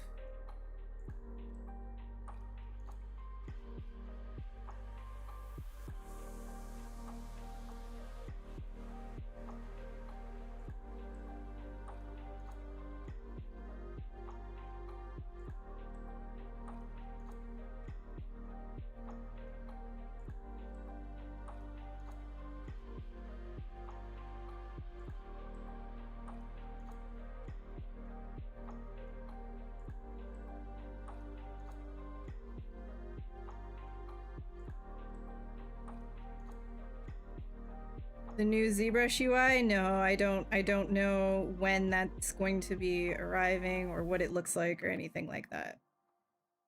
I don't know if I'm going to be a part of the beta either, if I have the time. And even if I did know something, I wouldn't be able to tell you.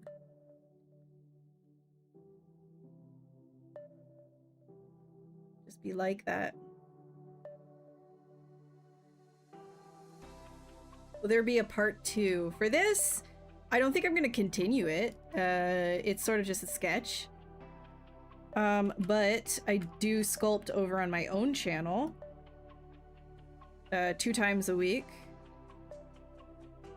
So if you want to like hang out there, you can, but it's less educational, more just kind of unhinged. But if you want that, you can, yeah, you can check it.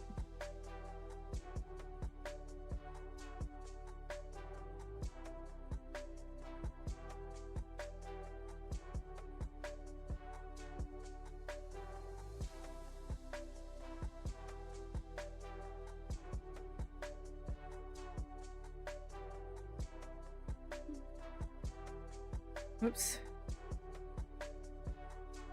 I still want that like pushing up, but it's gotta like be back more. And then this one needs to be forwards more. I need to push it. Not too much. I don't want it to look weird. Just push it forward a bit.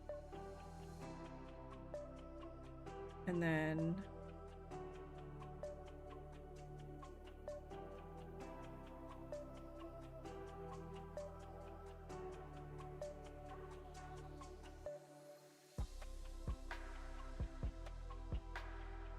the shoulder. Push the shoulder back.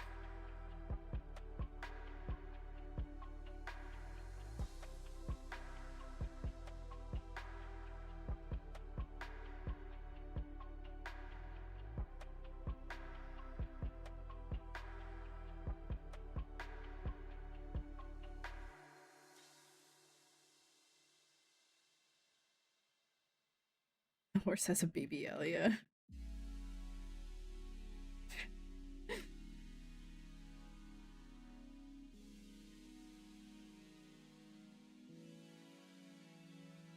Might be a bit much here.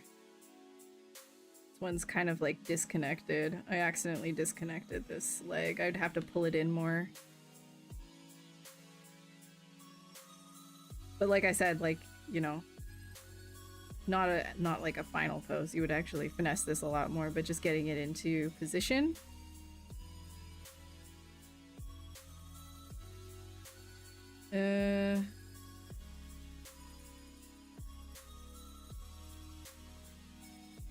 Then the neck. Just gonna do something really quick with the neck. ZBrush will add some... Oh, don't ask me that.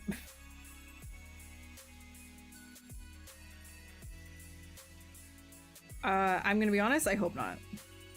I hope they don't add those.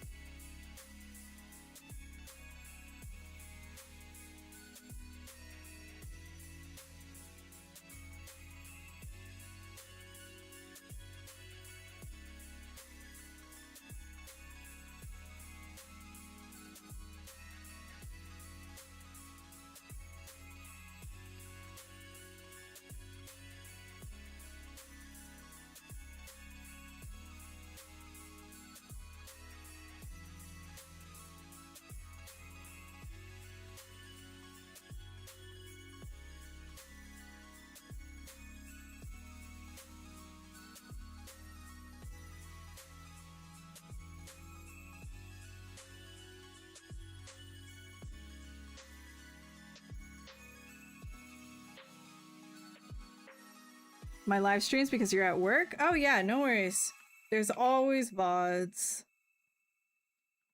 You're good.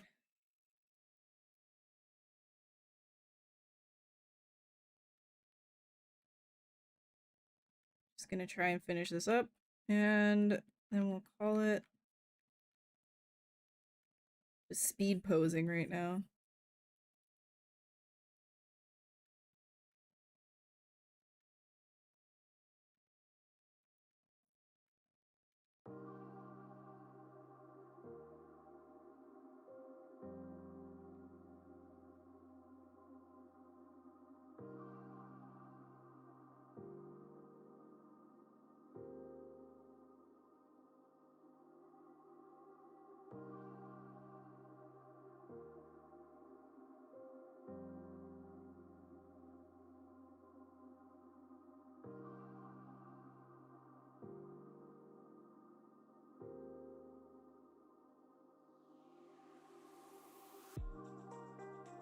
I'm gonna keep it side just a little.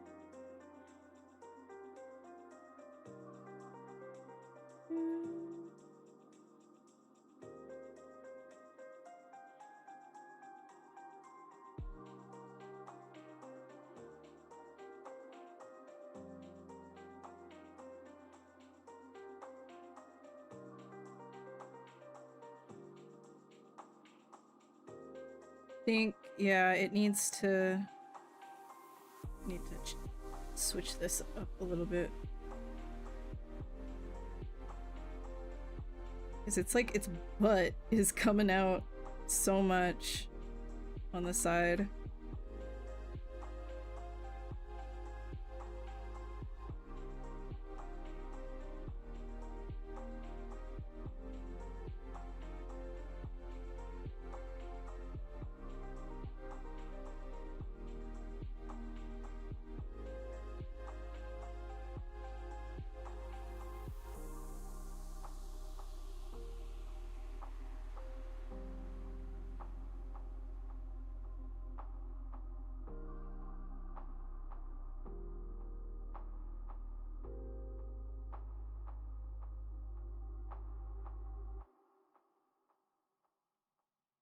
More of that, like, straight look.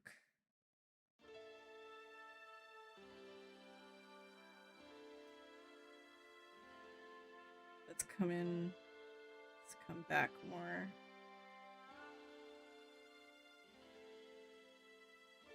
Ugh.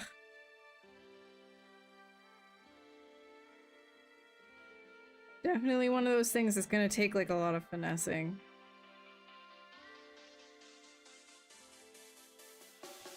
This back piece right here should not be past this back, what is it called, the flank. Then I don't want this to look so silly, so I have to kind of move the leg around so it feels like it's holding the weight.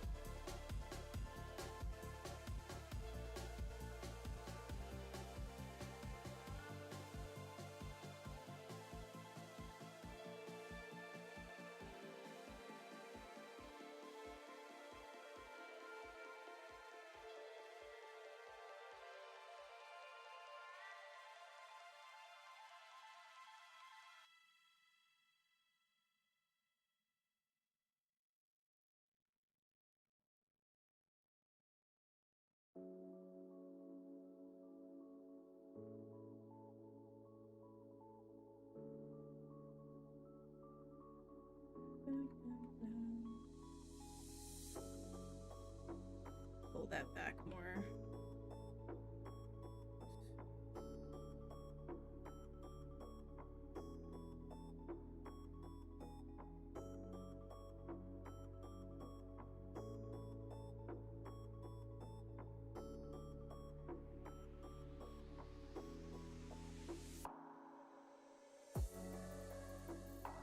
Ugh, this back part, yeah. This, I think it just needs to come down more. This is gonna require more reference. This area would require more reference for sure.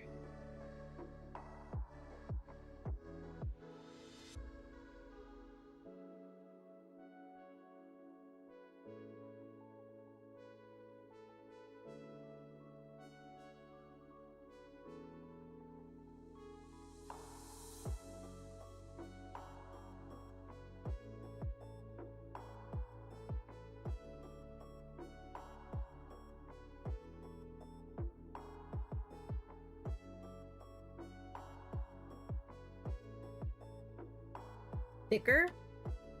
Maybe.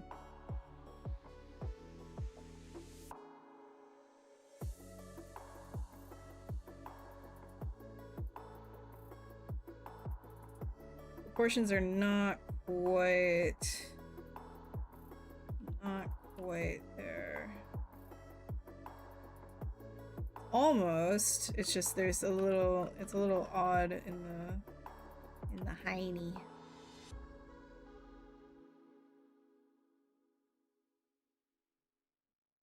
All right, no worries, Michael. Thanks for dropping by. Have a good evening.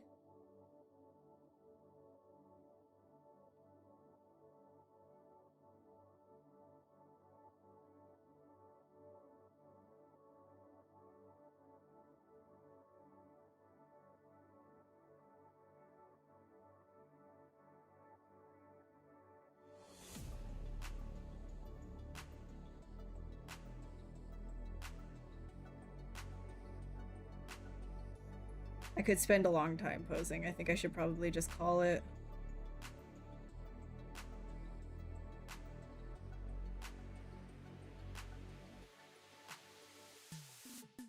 Okay, I'm gonna bring this guy. Maybe before I just call it, maybe I just need to pull these leggies down just a wee bit. Just a wee bit.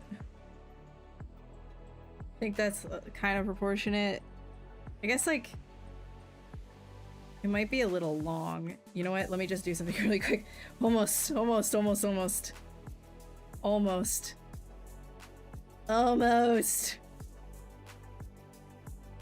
Not much longer. One more thing. So wait a minute.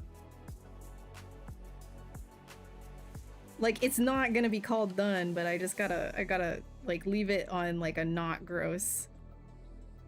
Like, not super ridiculous looking.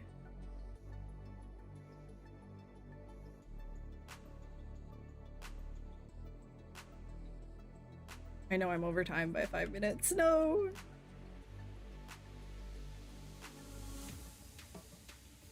His body was just too long, you know?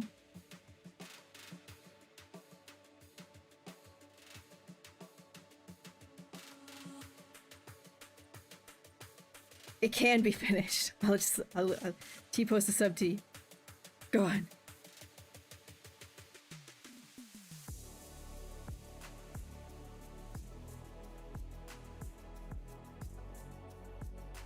Oh, I must have, like, turned this off by accident before bringing it over. Silly me.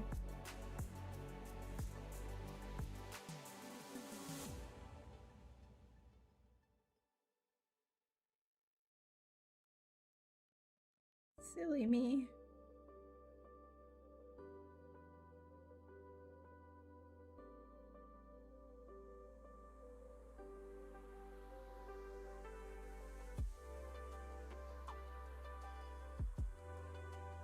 They cut the stream because you're over 10 minutes late. They wouldn't.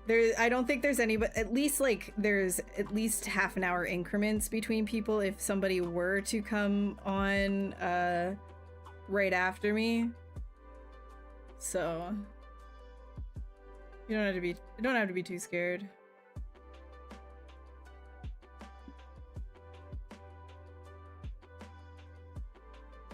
I just have a problem with just, like, leaving it alone if I can see that there's something wrong with it.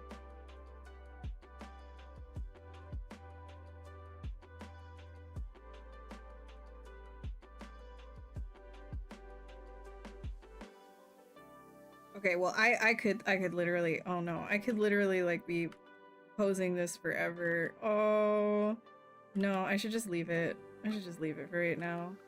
All right, well, posing is, like, you know, something that will take, it can take you as long or as little time as you want it to. For me, I'm just ridiculous when it comes to posing. It's like, I love posing. And sculpting in pose, it's one of my favorite things.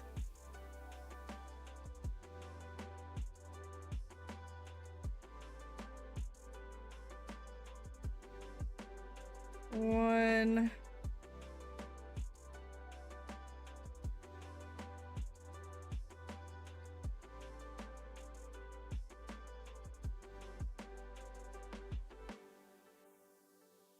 But yeah.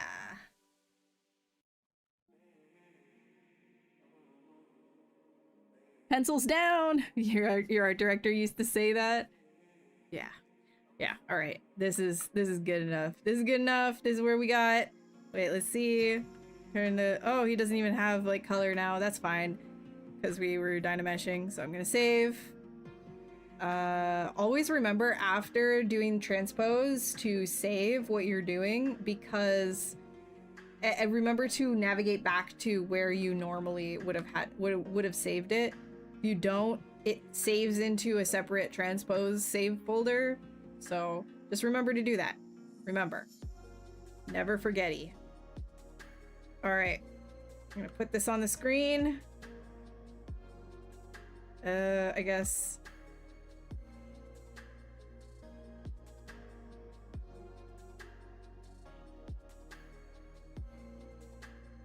Okay, let's do. Gotta do it smaller. Oh, he's not gonna fit.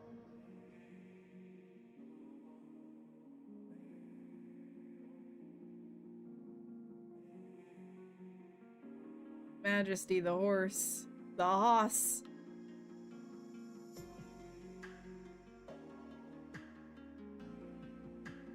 Yeehaw. There he is up there.